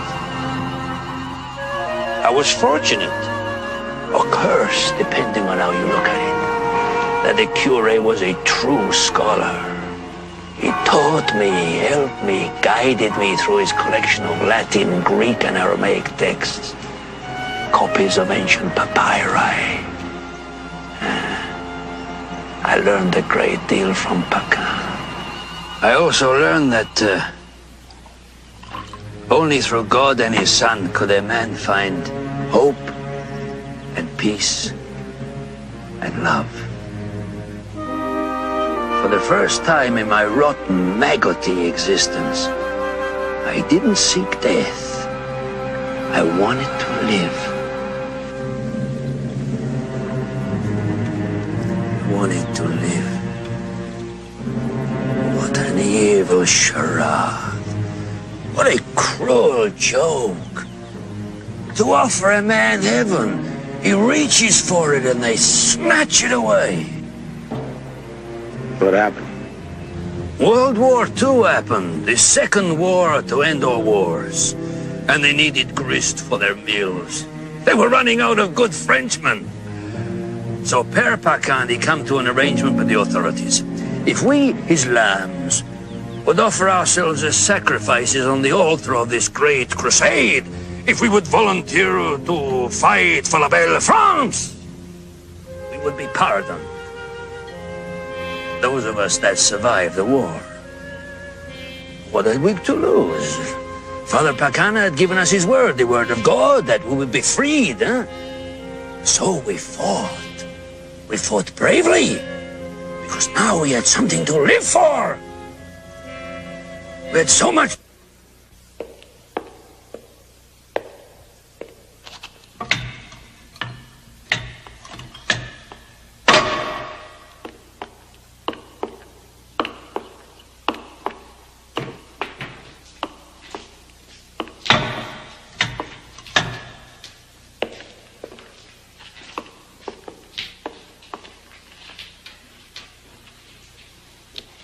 I'm sorry to keep you so late, Mr. Bogart. Oh, that is all right. Ring when you're finished, Miss Cook. Yeah.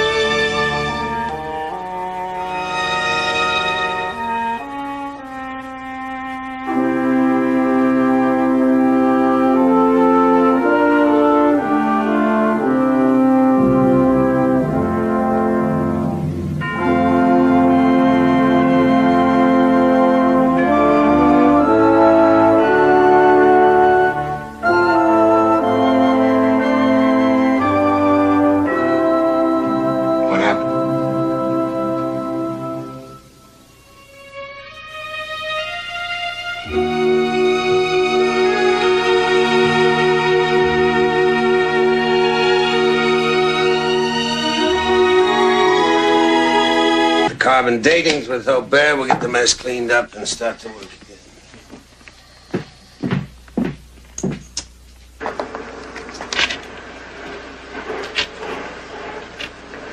And then, in your opinion, the papyrus is not a forgery? No. I have indicated only the papyrus of that period. As to the text, that I cannot answer for. If you wish to know more, you must consult with those who know how to read what is written there. Well, we have Aramaic scholars. There are scholars and there are scholars. Ancient Aramaic is very complex, very subtle. Each word, each character can have many meanings, several nuances. Yes, I'm aware of that. Fortunately, there are many men who know how to read into these nuances. Your Dr. Jeffries, Florian Knight. Well, unfortunately, they're not disinterested parties. Martin de Vreux. Same goes for him. Then you must climb the summit. See the abbot Petropolis, or the monastery on Mount Athos. The monastery Simepetra is on a remote peninsula in the Adriatic. Philemon Scorsese has devoted his life to the study of biblical language. He is the man.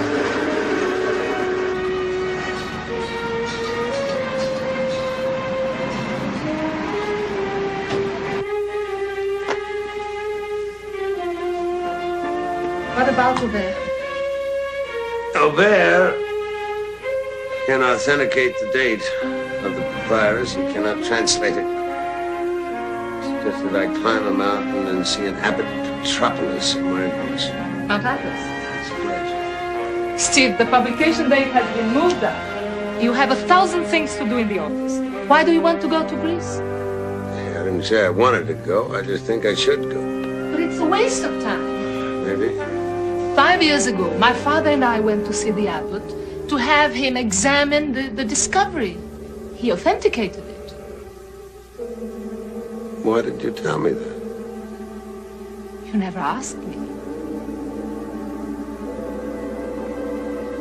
Right, I didn't. What do you say, Mitchell? Well, that makes it unanimous. Thank you. Thank you. I'm sure you made the right decision. This board session stands adjourned.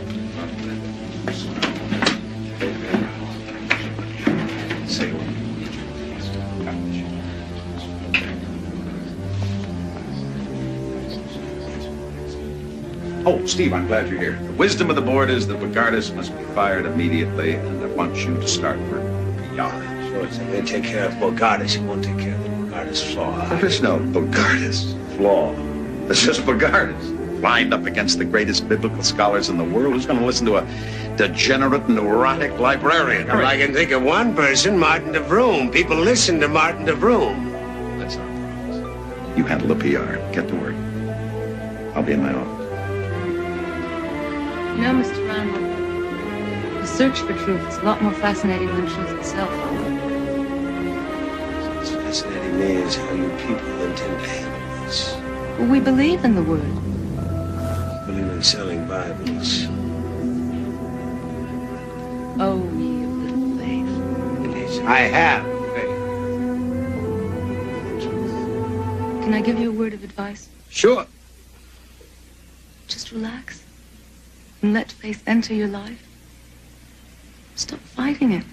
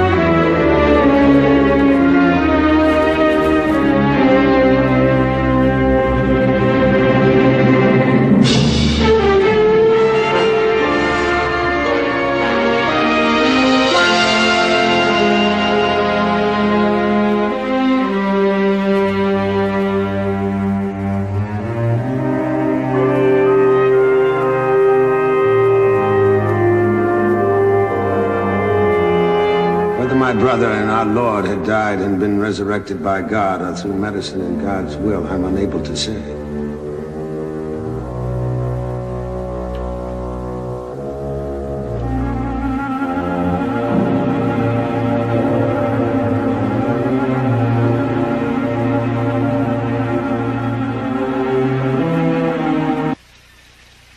If you wish, I will take care of the matter myself.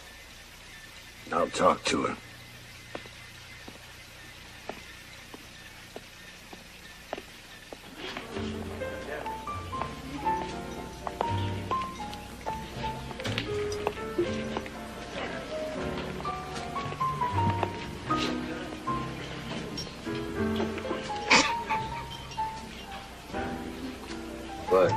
I guess I make a lousy Bible salesman. What's the matter, Tony? Oh, what do you mean? Hellring wants me to fire you. Why?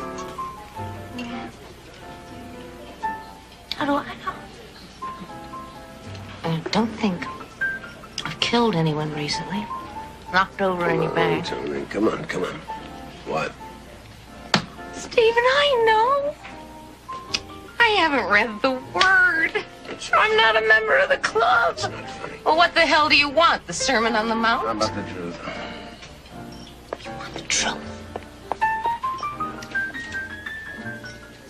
Okay.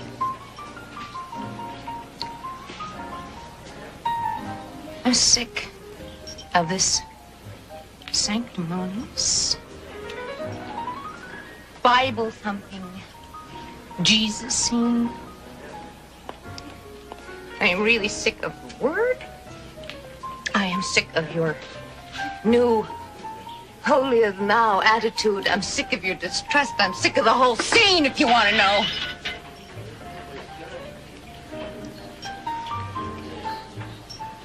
Why don't you go home?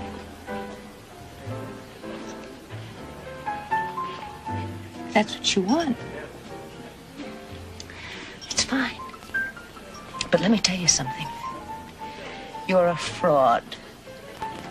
A pious fraud. The word, Steve, resurrection too. And James the Just, I love that. I'm going home. I'll give you some money. I can take care of myself. I've been doing it for a long time. Nothing's changed. And nothing ever will.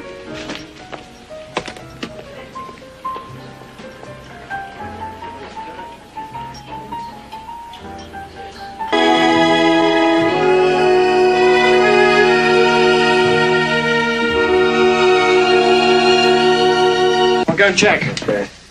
Your plane ticket. Thank you. And the papyrus. What are you going to do about Bogardus? Well, I'll have to wait until Mr. Wheeler returns. That may be too late. Well, Bogardus insists he hasn't told Plummer yet. He's trying to get an auction going. Everything to the highest bidder so we prove he's wrong. I'll check.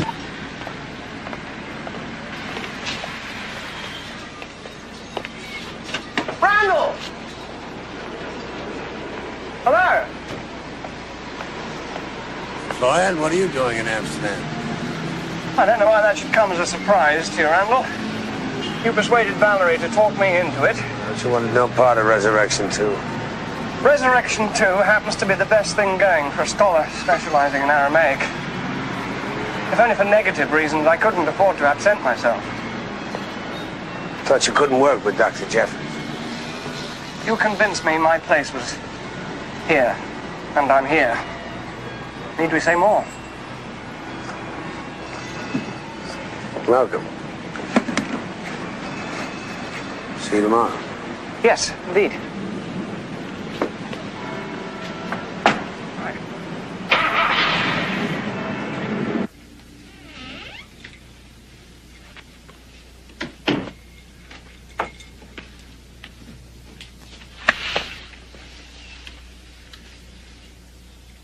We tracked down Augusto Monti. Where? Rome. Arrange a meeting. It's already been done for tomorrow morning. Then you go on to Mainz to see Hennig.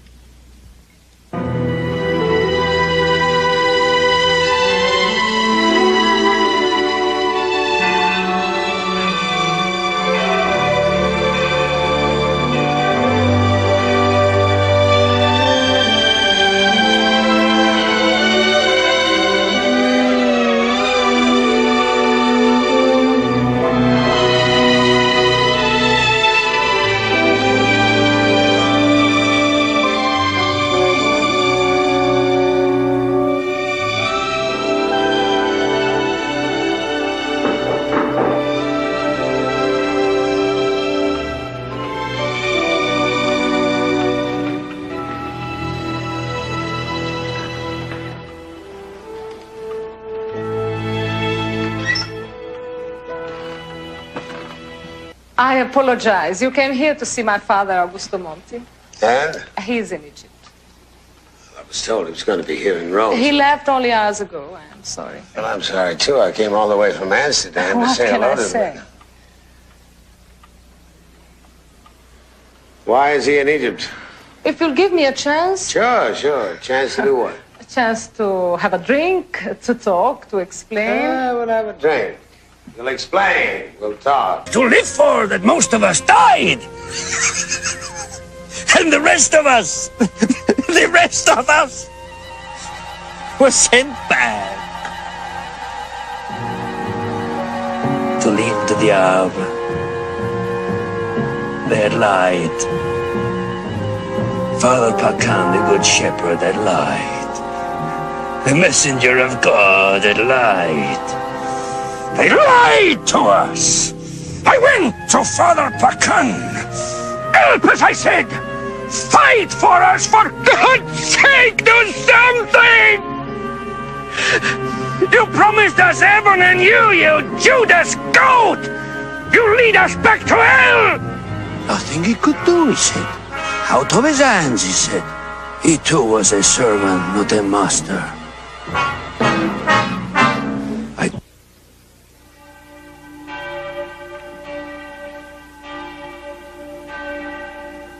When I was in seminary, Kathy, they taught me the wrong things. Homiletics, eschatology, ethics, things we don't need today. These people at Resurrection 2 will teach us all. Domine, are you sure it comes from them? Oh, yes. It follows the same pattern. Lies. Deception. But you see, what is dangerous about it is that they are using powerful people to try to turn that lie into some kind of truth, which I do not as yet understand.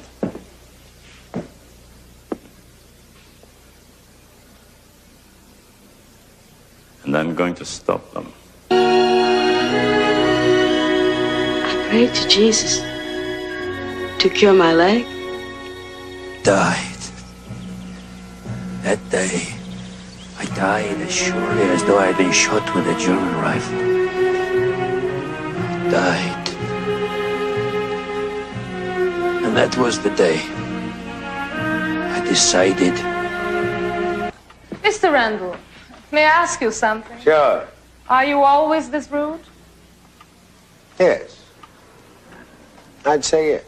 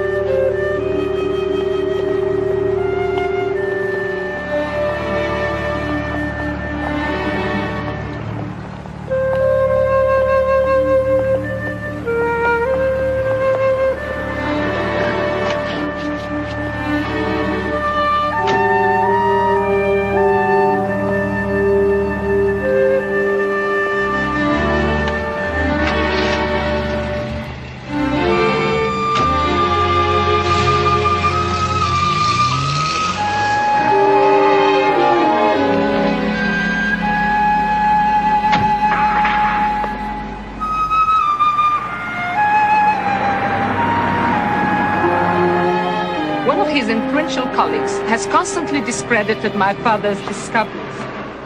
He had the Institute send him on this present dig in Egypt. I am an archaeologist myself. I have worked with my father for years. I should be able to answer any questions you may have about the discovery at Ostia Antica. A couple of days ago, I read the word. What did I read? The Gospel of James the Just, discovered by my father, Augusto Monti. Is that what you wanted to hear? Good. You said he left yesterday. It was very painful for him to be exiled again. About a half an hour ago in my room, you said he left 2 hours ago. Now you say he left yesterday. Which is it? Here. There should be enough left for you, Senor. Mr. Randall, I lied about my father's disappearance. Why? because I don't know where he is. When your Miss Dan called, she insisted on your meeting him. She said his work, all the years, all the pain, were in your hands. Have you met Herr Henning? Tomorrow morning. I see. A few days ago, 4 men were killed trying to steal proofs of the word.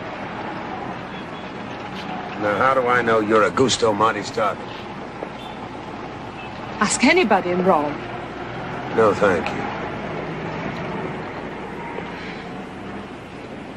Mr. Randall, you were thinking you came to Rome on a wild goose chase. That's what I'm thinking. I feel responsible. So? My father and I, we met Herr Henning briefly a few years ago. He should be able to recognize me. And maybe not. Let me come with you. What have you got to lose? I can be helpful. And I want to protect my father.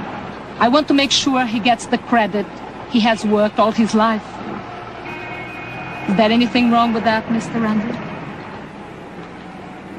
You may be surprised at how rewarding it can be.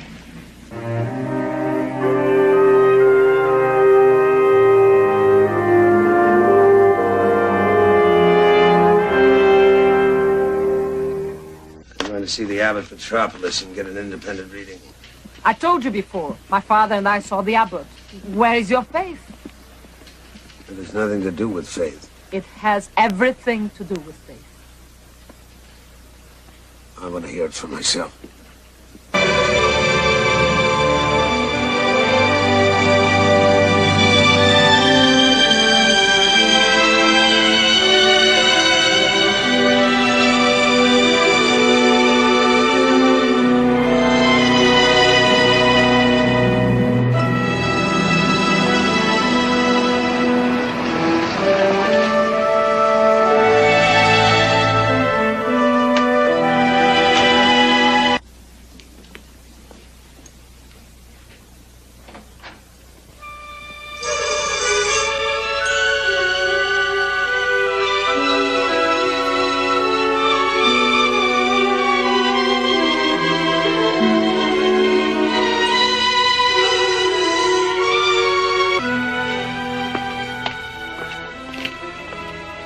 Stephen.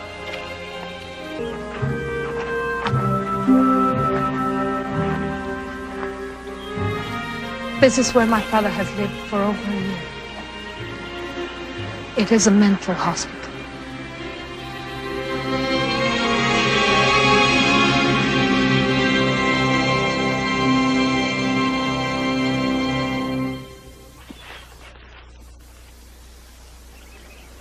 Mi fa piacere rivederti, papà.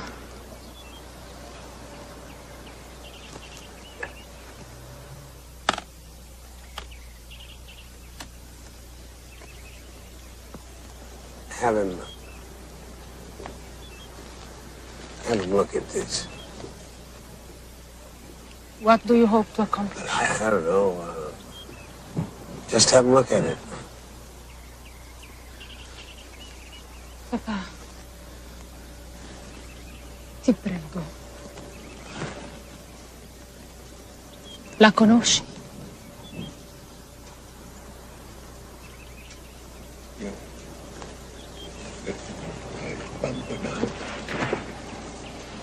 Sì. Sì. What did he say? What did he say? He said, God, why hast thou forsaken me? Those are the only words he said to me in 18 months. A man at the height of his career, and all of a sudden this, why? I don't know.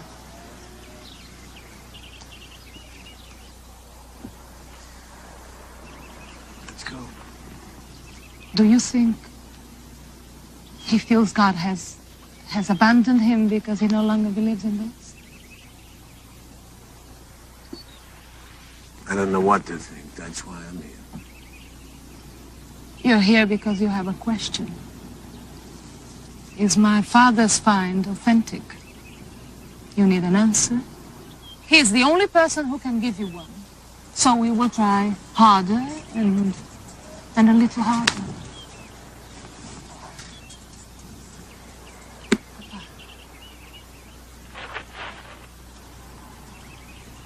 Ma questo uomo a chi io voglio bene deve sapere qualcosa sul papiro.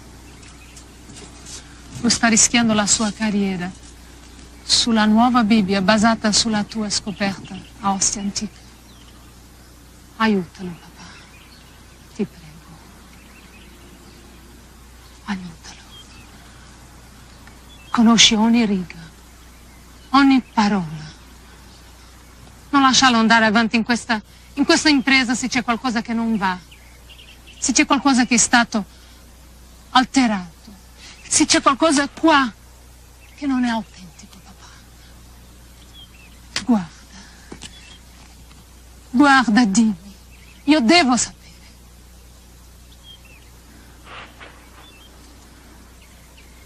Let it go. Let it go. Let it go. You put us through agony. You squeeze out every drop. When we're empty, you say, let it go. What kind of a man are you? What is inside of you? Sorry. I just can't see him like this. What if there is no answer? There is an answer, and we'll find it. I'd like to speak to the director.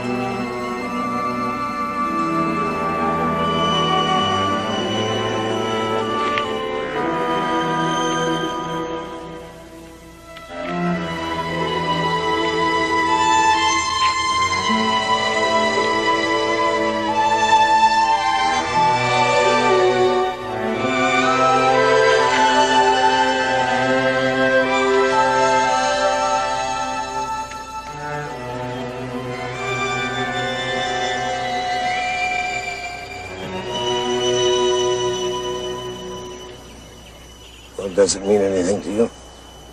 Nothing. The director of the clinic. Dr. Venturi. He's on the first floor center. Buongiorno, Attilio. He's a patient. He brings his little dog every day to visit my father. I think it's good for both of them, even though they never say a word. You coming? I've had too many such meetings. I'll stay here with my father.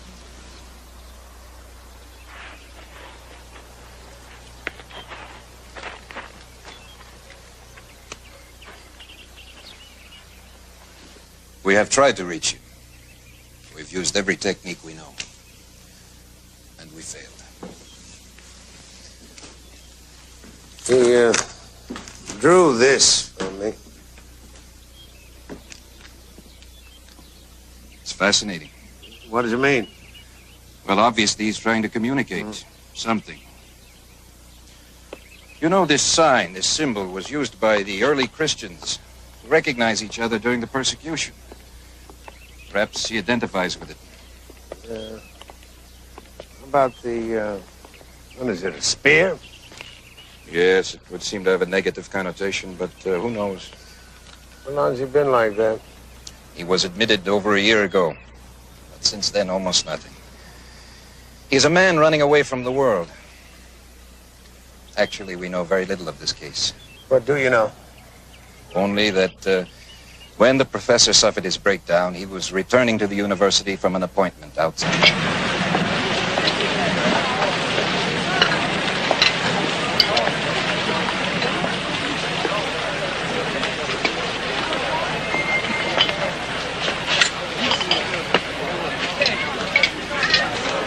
He's arrived.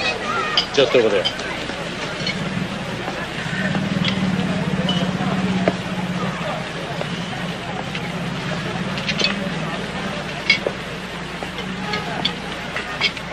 May I buy a drink? Who are you? My name is Stephen Randall. What do you want? You know Professor Monty? Monty? What do you know of Monty? Well, I'm a friend of one of his daughters. I saw the professor this morning. Where? Where did you see him? At the Villa Bella Vista. You were here with Professor Monty on the day he had his breakfast. That waiter, I have not seen him here before. What's the matter? Cannot be too careful, you understand? What does that mean? How do I know you are who you say you are? Show you some identification. Anything can be forged. Here. The professor drew this for me.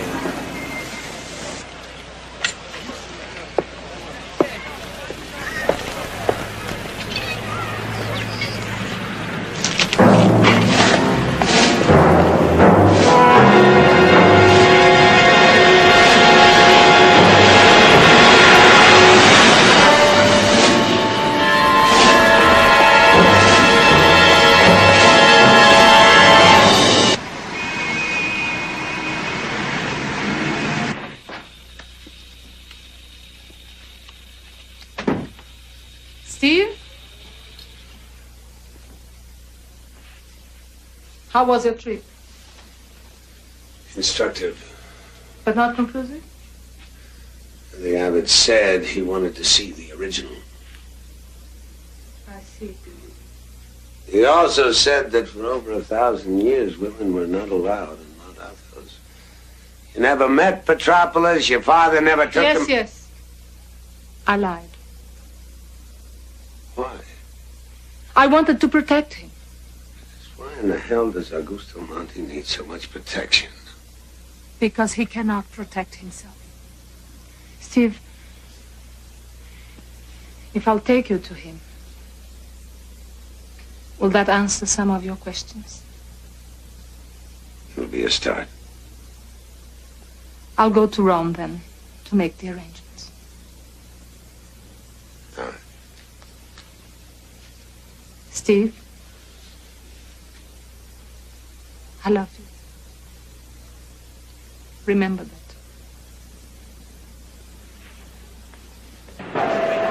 Attenzione, la signora Palermo Amelia si reca all'ufficio informazioni.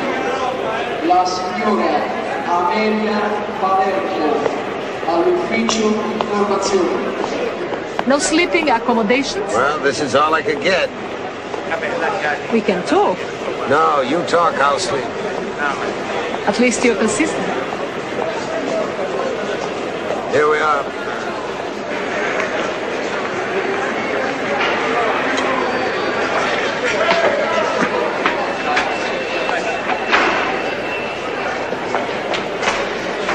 Alberti Heldring a Krasnopolski. Sono partiti per Mainz.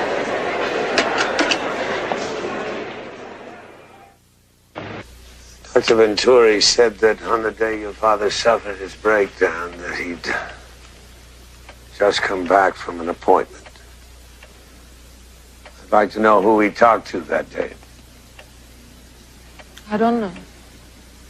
Did he keep a calendar, appointment book? Yes. Over here.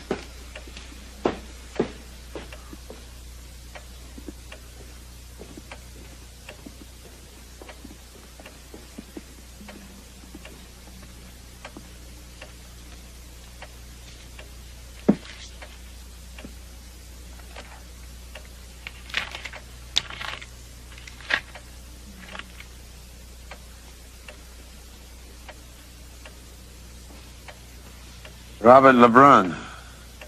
Tacolino, what's that? A cafe. But if I was going to win, I wanted to win big. I would forge a document that would plunder the French treasury itself. A large denomination National Treasury note. I lost big. I was sentenced to spend the rest of my life on a penal colony at French Guiana, which you know as Devil's Island. L'Île du Diable. Life on Devil's Island. That is true. It was a death. A living, filthy death. No hell could match that place. I swore that somebody someday would pay. Whatever I did with the rest of my life, that was a debt I would collect. From who? The world? Yes, if necessary. That agony, those years, that hell, I did not suffer for nothing. Even God himself could not be that unjust. An eye for an eye, huh? After that first flogging, my only dream was of escape. Impossible. Or of suicide. Then, one day... Remember, my father is a great man, but he's human.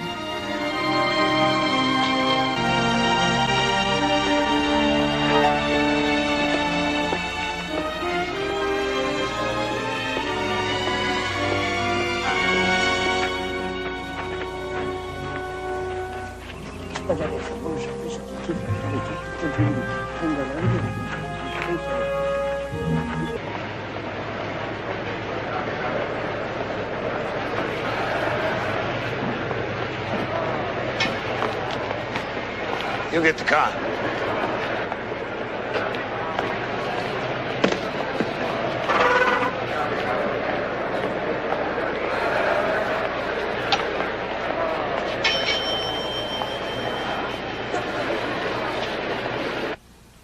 Where are you now?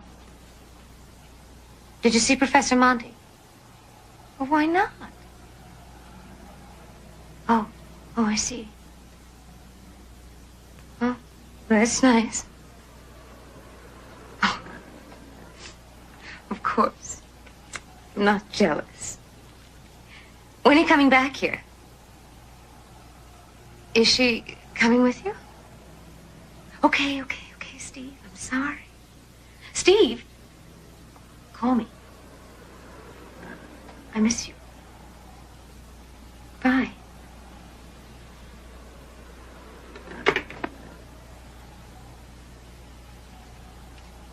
He's in Mainz with Monty's daughter. On his way to see Hennig. You're getting very good at this. Too good.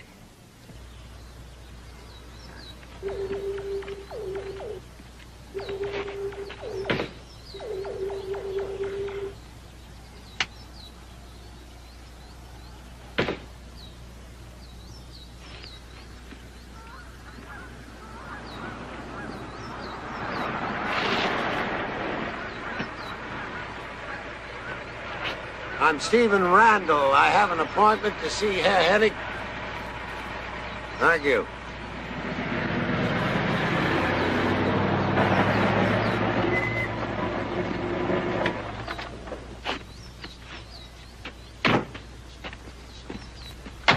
Stephen Randall, Herr Hennig. I'm very pleased to meet you, Mr. Randall, and I've heard a very great deal about you. Thank you.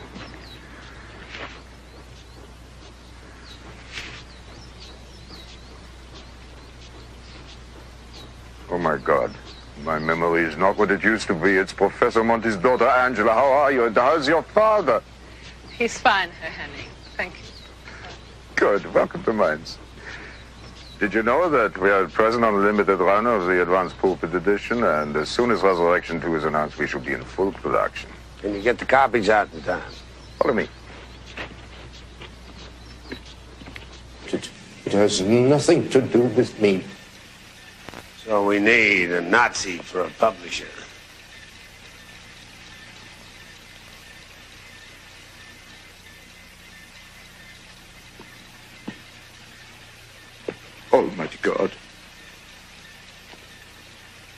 I've tried to make up for it. Ask anyone who knows me. In Israel, they've named libraries after my father. I send books every month. What'd you tell Plummer? Nothing. He asked for an advance copy. I didn't give it to him. Resurrection, too, is my resurrection as well. My salvation. Stall him, Henny. Stall him.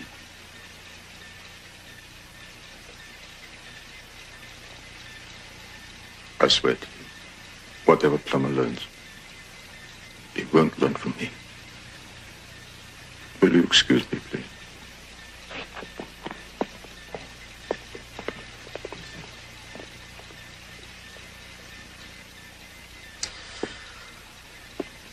Mr. Randall. Yes? It's a delicate matter. As you know, we have been withholding security clearance for Miss Nicholson. Perhaps it might be wise for you to find a replacement. A replacement? Why? Well, let's say we security people like to be overly cautious. What's the problem? I'm not sure there is one. Yeah, well, you'll have to do better than that. She's not just an employee around here. That's precisely why I made my request. I'd like some evidence, some facts. You have those? Yes, she has been observed in the wrong places with the wrong people. With who? Where? What? Well, you see, that's what we are trying to ascertain. There is not enough money in the world to repay me for 40 years of hell. I can expect at least a gesture of atonement from the world. I'm not the world. I'm one man. A businessman. We will both profit if you expose this fraud. How much is this proof gonna cost me? I will be reasonable. If it is in American dollars, 20,000. Just to see it. It can be paid in 2 halves. And you will see more than Monty saw. What's that? It means that in Amsterdam, your publishers have 48 pieces of papyrus. Some of them with 1 or 2 portions missing.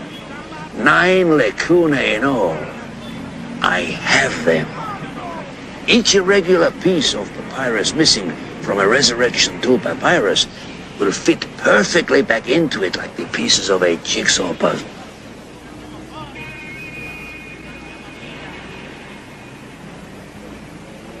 Where are they? That is what you will pay me to find out, monsieur. And can I see them? Now? Tonight? No, impossible. Tomorrow. Where do you live? I'll be there. No. We meet at Dacolina Cafe. You can bring the money in American currency of small denominations. The balance will be due after you have seen the proof. Agree up. You do not trust me. Good.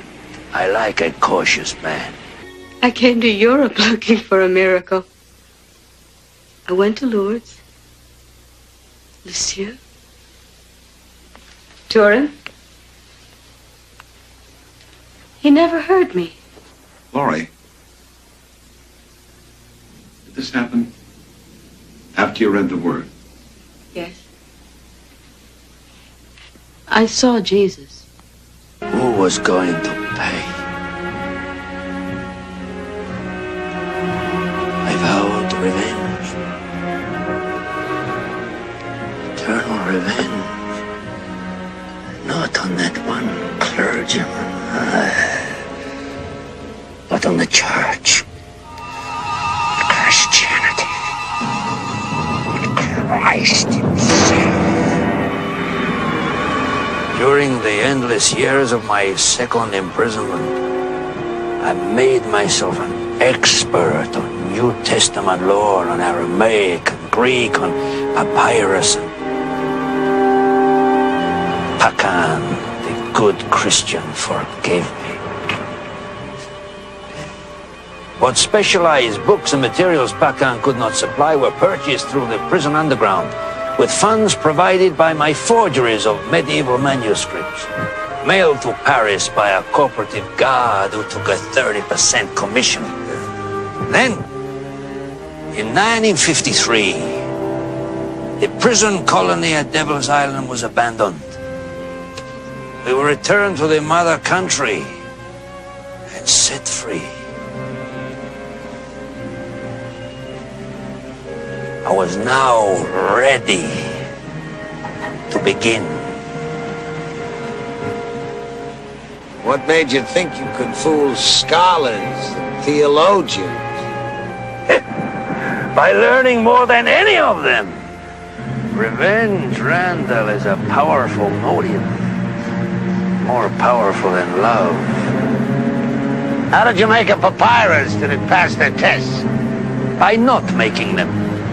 Actually, the papyrus was the least difficult element of the forgery, though perhaps the most dangerous. You see, many ancient papyri in the great museums are blank at the beginning and at the end. And some codices have unused leaves. And I had made many useful friends in prison. We took only those papyri and parchments dating exactly to the 1st century. The British Museum was particularly fruitful. For ink, I used a special aging chemical with lamp black and vegetable gum, the very formula used by the scribes from 30 through to 62 AD. Facts were the basis of my fiction, monsieur. I used documented sources like the so-called Epistula Jacobi Apocrypha, a collection of sayings attributed to Jesus. Almost every concept in my forgery was based on authentic ancient manuscripts. So you just gave them what they wanted. Authentic documents that would confirm their speculation. Precisely. Some of the most learned experts in the world have already authenticated the writings of James the Just. Their egos would not let them do otherwise. Incredible. Inevitable would be a better word anyway. Now we come to the last 2 decisions I had to make. My first real difficulty. Where and how I would bury the documents. And who I would choose to discover them. Augusto Monti. A calculated risk. To choose a man of integrity, daring, whose brilliant detective work in exposing other archaeological hoaxes had made him internationally famous. While a professor of such exalted reputation could, with one lift of an eyebrow, expose and destroy the work of decades, he could also, with one smile, make all the world accept that work as authentic beyond question. So I baited him with a fragment of authentic papyrus, which I pretended to have discovered in an ancient case in the vicinity of Ostia Antica ruins, where he had always predicted such a find. The rest, you know.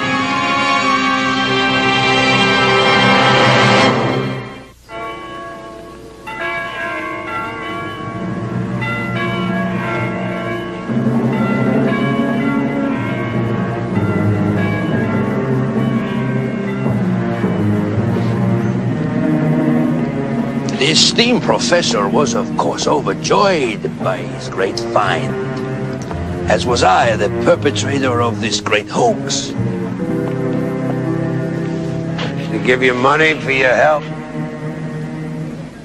A modest sum out of gratitude, and only after exhaustively testing the authenticity of his discoveries, even using his own carbon-14 dating process. Unfortunately for the professor, I was looking for big money. He was opposed to paying an exorbitant price for a clue he felt was provided in the interest of scholarship. He assumed I too believed in the importance of his work for future generations. You can imagine his shock when I told him I had made him my cat's paw, that the astonishing find at Ostiantica was a hoax, that his important breakthrough was my hoax, and that I intended to blackmail him. Alas, your Professor Monty proved to be a man of unshakable integrity. He would not pay blackmail under any circumstances. He denounced me as a liar, a fraud who could not possibly have perpetrated such a hoax. He obviously believed in the discovery with all his heart. Well, there was only one way to deal with such a righteous man. Show him proof, make him a believer in me.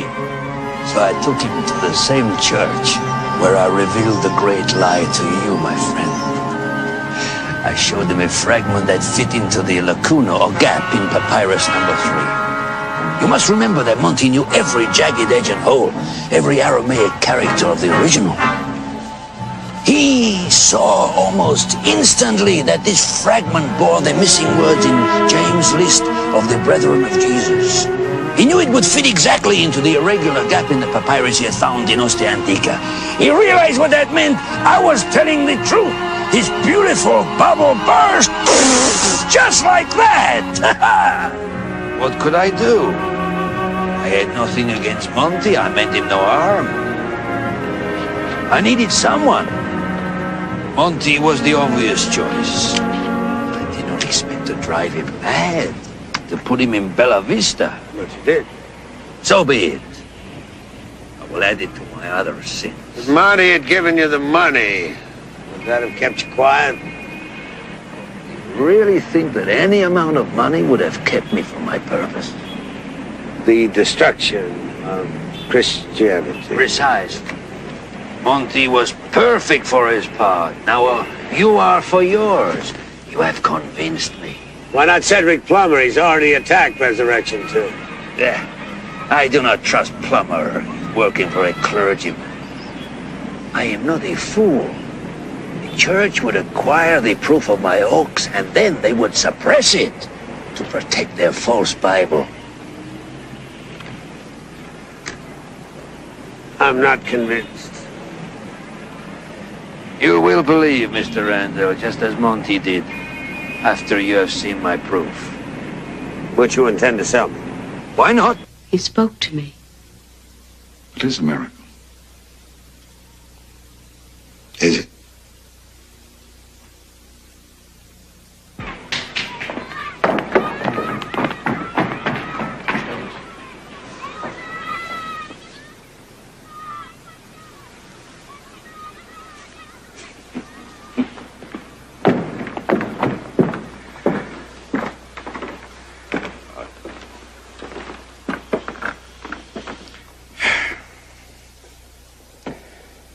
Believe me, Mr. Randall, I didn't stage this for your benefit. Just say to the child that made him stop crying. Oh, I promised I wouldn't tell his mother about the obscene book he has under his shirt. The clinic used to be a residence for the Domine. You put it to a better use. God must have laid his hand upon the man who built this church. Don't you think? Why did you ask me to come here? I can't believe you swallowed all the cheap carnival tricks. Wheeler's sleight of hand, the obvious performance by the cook woman. I can't believe I overestimated you. She walks without a limp. Yes, but you don't know how she was before. The frustration, the craving for attention. Is this the person you've elevated to the sainthood? Not saint. The lady with trouble. Now she has lost her trouble somehow. Somehow it's not logical. Nobody, there are some things that cannot be explained logically. You know, the recent convert can burn with a piety that scorches the earth. Yeah, well, all I know is I'm not the same man I was 2 weeks ago. Another miracle?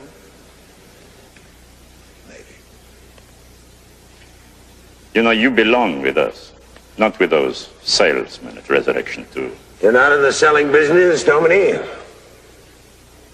Perhaps. But I would not sell out my own people, as one of your co-workers has betrayed you. You nurture a Judas in your midst, Mr. Randall. Your faith, your trust is built on sand.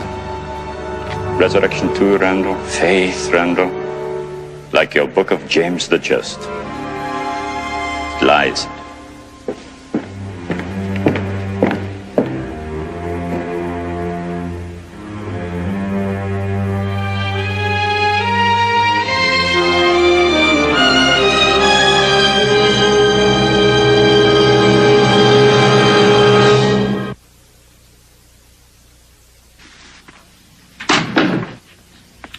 Hello, Mr. Randall.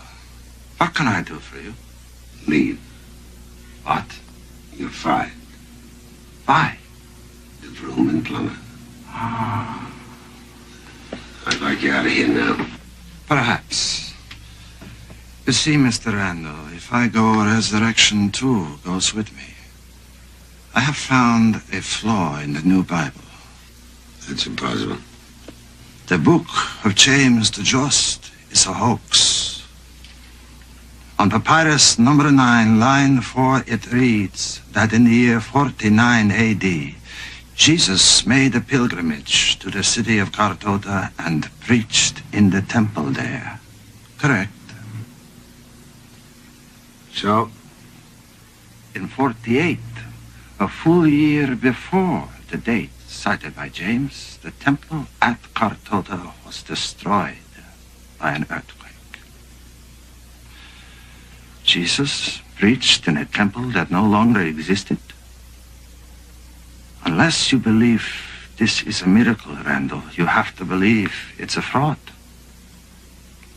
Did you give this to Plummer? That Judas, he used me, Randall. He thought I'd never find out about the other men. He thought everyone has a price. What's yours? Put your own researchers on it, Mr. Randall. Papyrus 9, line 4. If I am wrong, I will leave. You're not? We will discuss it.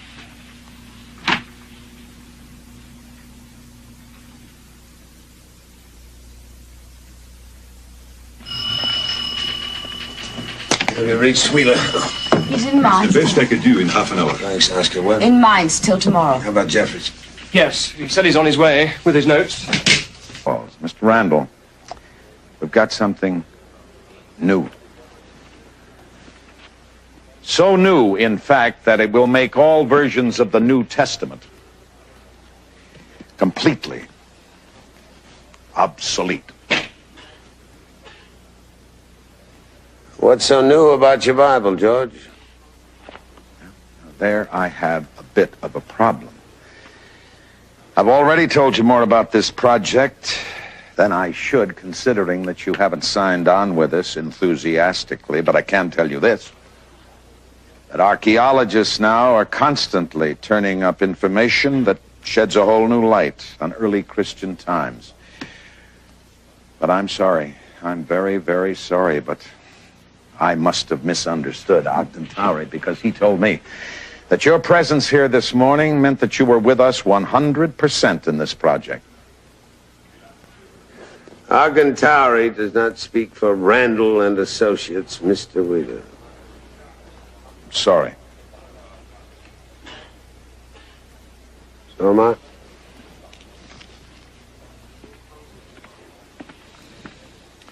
I'm sorry because of what you'll be missing in your life. You won't reconsider. Gentlemen, it's done.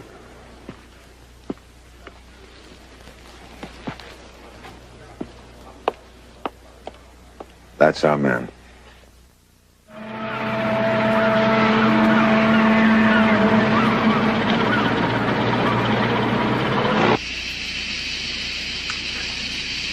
Good morning. Mr. Wheeler? I'm sorry it had to be so early, but there are only so many hours. Perfectly all right. For the past 6 years, I've been an early riser. Besides, I wanted to catch you before the phone started ringing. You caught me. You want to join? No, I try not to drink before breakfast. Disapprove of drinking? No, I leave all judgment to a higher authority. Hey, man. Sit down. Randall, you wear your cynicism like a badge. Very depressing to me. So depressing, in fact, that I, against my better judgment, have decided to take you into my confidence. Why would you want to do that? I'm a stranger. Hardly a stranger. I know a little something about you, Mr. Randall. Separated from your wife. You're sleeping with a 21-year-old girl named Toni Nicholson. Drink to excess. Generally double vodkas on the rocks.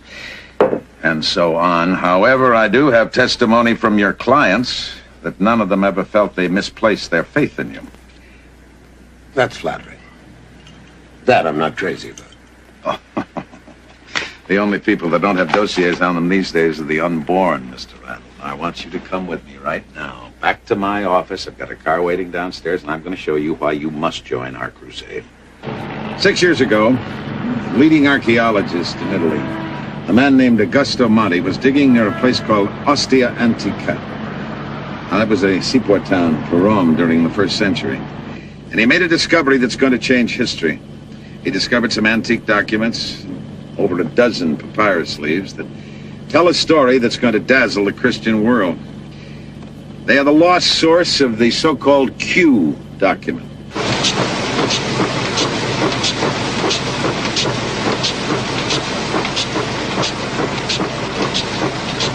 Typesetting, printing, binding, all electronic. And of course, computerized control. Isn't it true, Herr Henning, that it took the monks of the Middle Ages 30 to 40 years to accomplish what you can do in a few hours? Considerably less. What about security? We have 10 highly qualified and trustworthy men who don't only work here, but also live on the premises. That's a lot of people to trust. A lot of work we have to do. Who checked them out? I did. Not Heldering? Mr. Randall, you've no authority to question me or my decisions. I have the authority to question anything and anyone. Well, perhaps we misunderstood each other? Perhaps.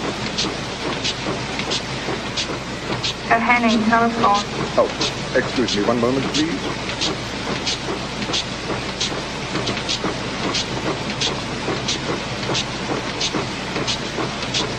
The word final in print. I wish my father... You wish your father what?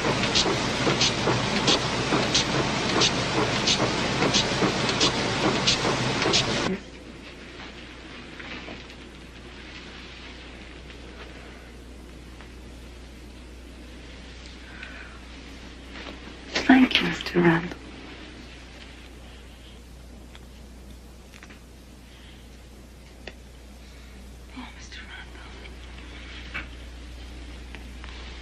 Call you Steve.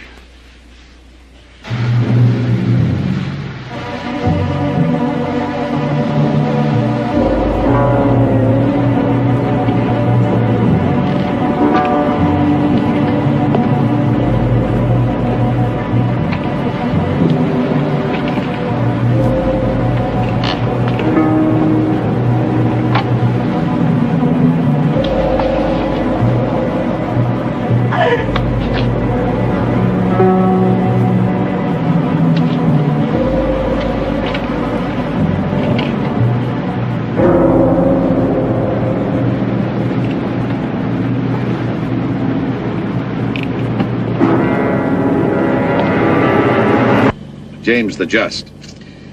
He was the younger brother of Jesus. The brother of Jesus?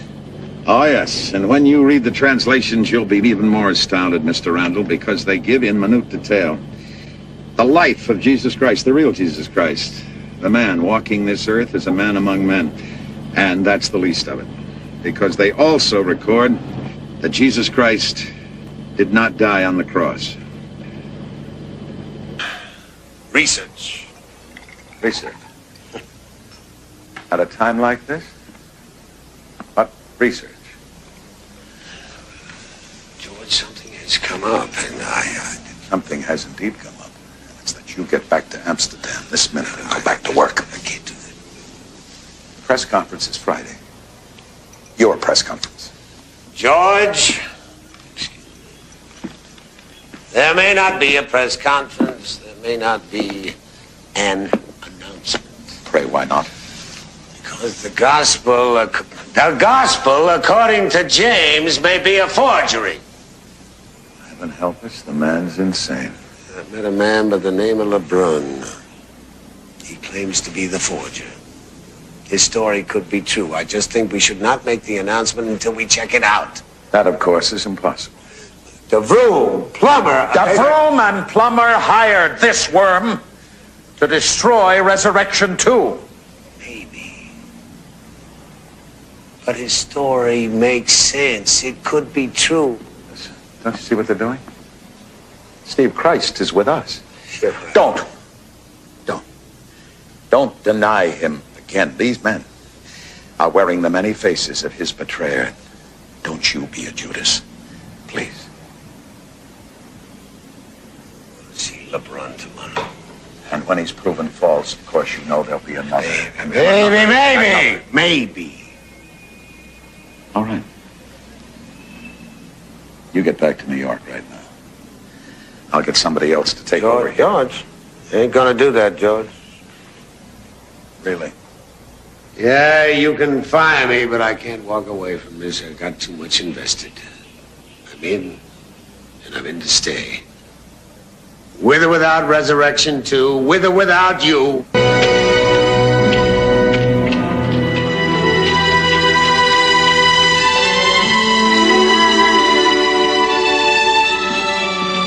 Why all the torture? They still work here.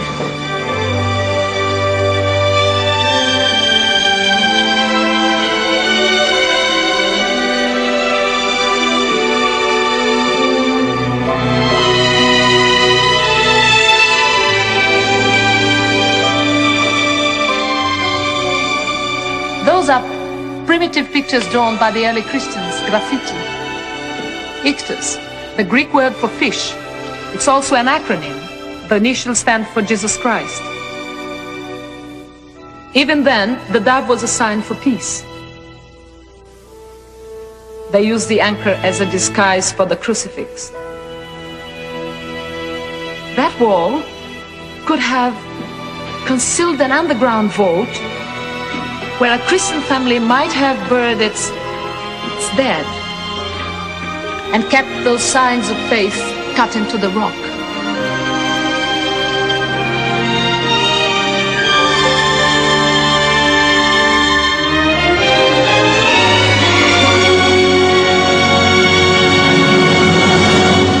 With whom?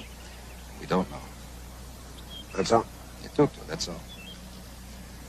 Keep a record of his visitors? His daughters don't want us to disturb him. So none at all. And there was a man this past month who expressed interest in our methods, and he talked to quite a few of the patients. Spent some time with Professor Monti. He was a clergyman, I think. Catholic priest? No, a Dutch minister, I believe. Randall e la figlia hanno lasciato adesso la bella vista. Which is why I trust you, Mr. Randall.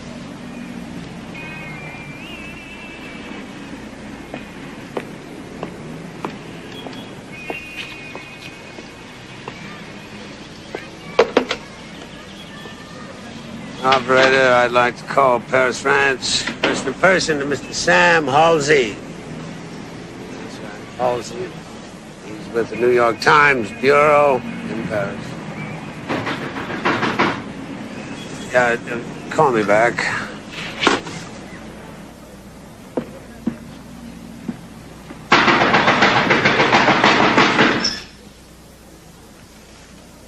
Come on in, George.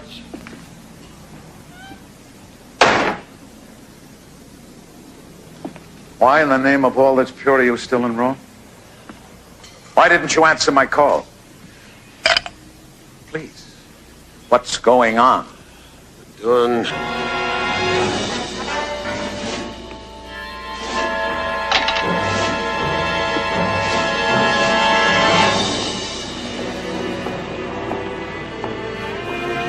$116. Thank you.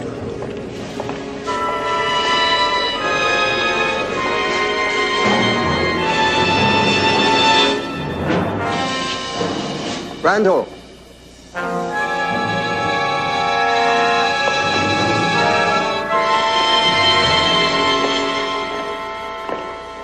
Don't seem at all surprised to see me. Or pleased. Nothing you do surprises me, Plummer. And how did the visit go with your father, Signorina Monti? I'll be in the room. Signorina.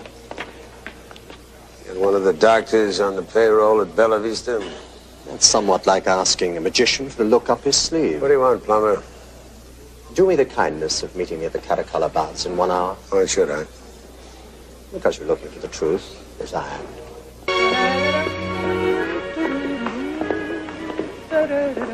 Well, what is it? Is this a new archaeological dig? A new romance? What makes you think it's either one? Because the last time I saw that foolish smile on your face. Perhaps I'm reverting to my childhood. Perhaps to your childhood lies. I always saw through them. I still do. If you must know, there is someone. I knew it. But it's more than just a new romance. Weren't they all? Much more. Well, if you let yourself believe you love him, it's easier to sleep with him. Oh, this one is different. And nothing about him is easy. So what's the problem? He wants to see Falco. Oh, but you know that's impossible. It's very important, Carmen. Well, is he more important than Augusto Monti? Equally important to me. You must love him very much. Well, let him come. Isn't that why we're both here in Rome? I believe I found it. You haven't answered the question. Why should you trust me? That's the question. Because you can't afford not to. I know you, Randall. You'll be there.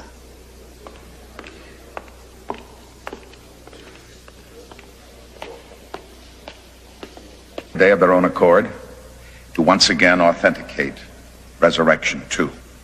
And, of course, those who were unable to be here, but whose testimony is on file with this court, most important of which is Professor Aubert, the final and definitive judge of the authenticity of the papyri found at Ostia Antica. However, the power and validity of the word must never rest with the testimony of experts. It can only finally and ultimately rest with the testimony of ordinary people. The people that our Lord loved best. People like Miss Laurie Cook, whose deposition is on file with this court. A woman who was crippled from birth and then miraculously cured by a reading of the word. Now, I am not here today to deny the crimes of Mr. Randall. The stealing of an Italian antiquity is not an antiquity. George Randall, come, Mr. Randall. Please continue, Mr. Wheeler. Thank you. The stealing of an Italian antiquity has, of course, been attested to before this court, and his vicious attack on the customs officials of this country is unforgivable and undeniable. However, the full responsibility for these criminal actions are not Mr. Stephen Randall's. It must reside with George Wheeler, because I, and I alone, chose Mr. Randall to be our public relations counselor for Resurrection 2, and I alone, am guilty. That's right. Through the help of God or the skills of a physician, he survived. He lived for 19 years preaching in the provinces. Wound up in Rome, where he would have been 54 years of age.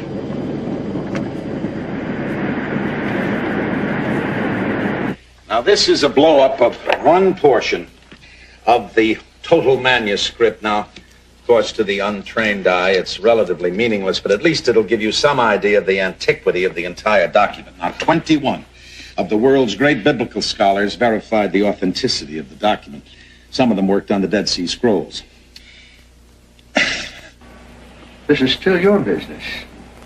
I want you to run it, the way you always have. I didn't buy Randall and Associates just to own a PR company. I bought you.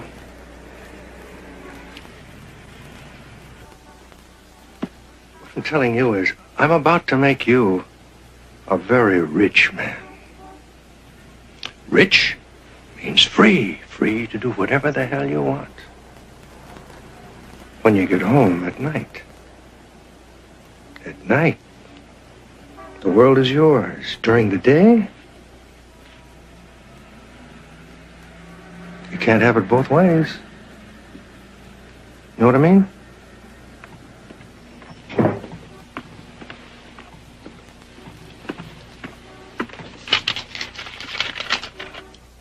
Sorry. Is there anything I can do? First lie down.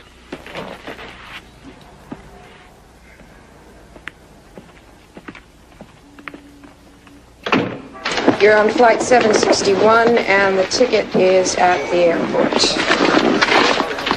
At least 45 minutes. You'll never make it. I'll make it. You know where to reach me? Got all 3 numbers, and your sister's meeting you at the airport. Good luck. Yeah. You guys watch the store, huh? Right.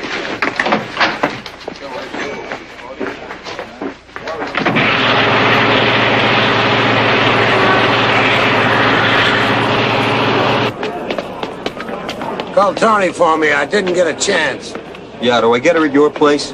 No, at hers. We slept there. My place is being painted. Mr. Stephen Randall, to the red courtesy phone, please. Here, check me in, will you? You're not going to make it. We'll make it here. Flight 22, now departing. Hello, this is Stephen Randall. Wanda, what the hell is so important that... Don't take my head off, but the man called in personally.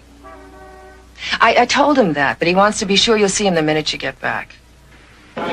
Wheeler, George L. He's president of Mission House Publishing. All right, what's the message? Oh, where's your mystery man, Fuller? I'm beginning to believe he doesn't exist. You saw the letter he wrote me. What more do you want? The man. Here. If Randall is to be convinced.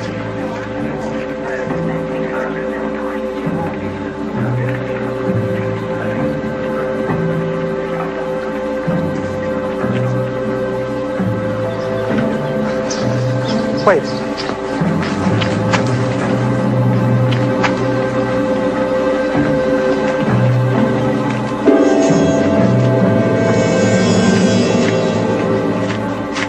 Well. What does he look like? Grizzled old man dressed in rags, thick eyeglasses. Well, age doesn't appear to slow him down. Or perhaps he disappeared in a puff of smoke. Or perhaps he's just another one of your fantasies. Lebrun is as real as you are, Dominic. Then where is he?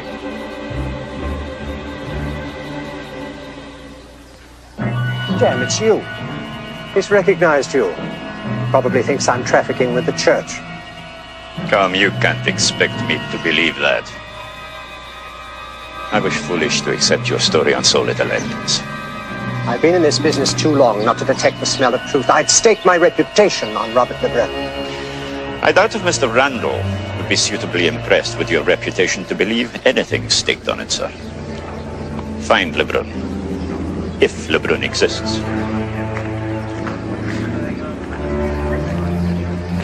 If you'll excuse me. You get around, Dominique. I go where God's work takes me.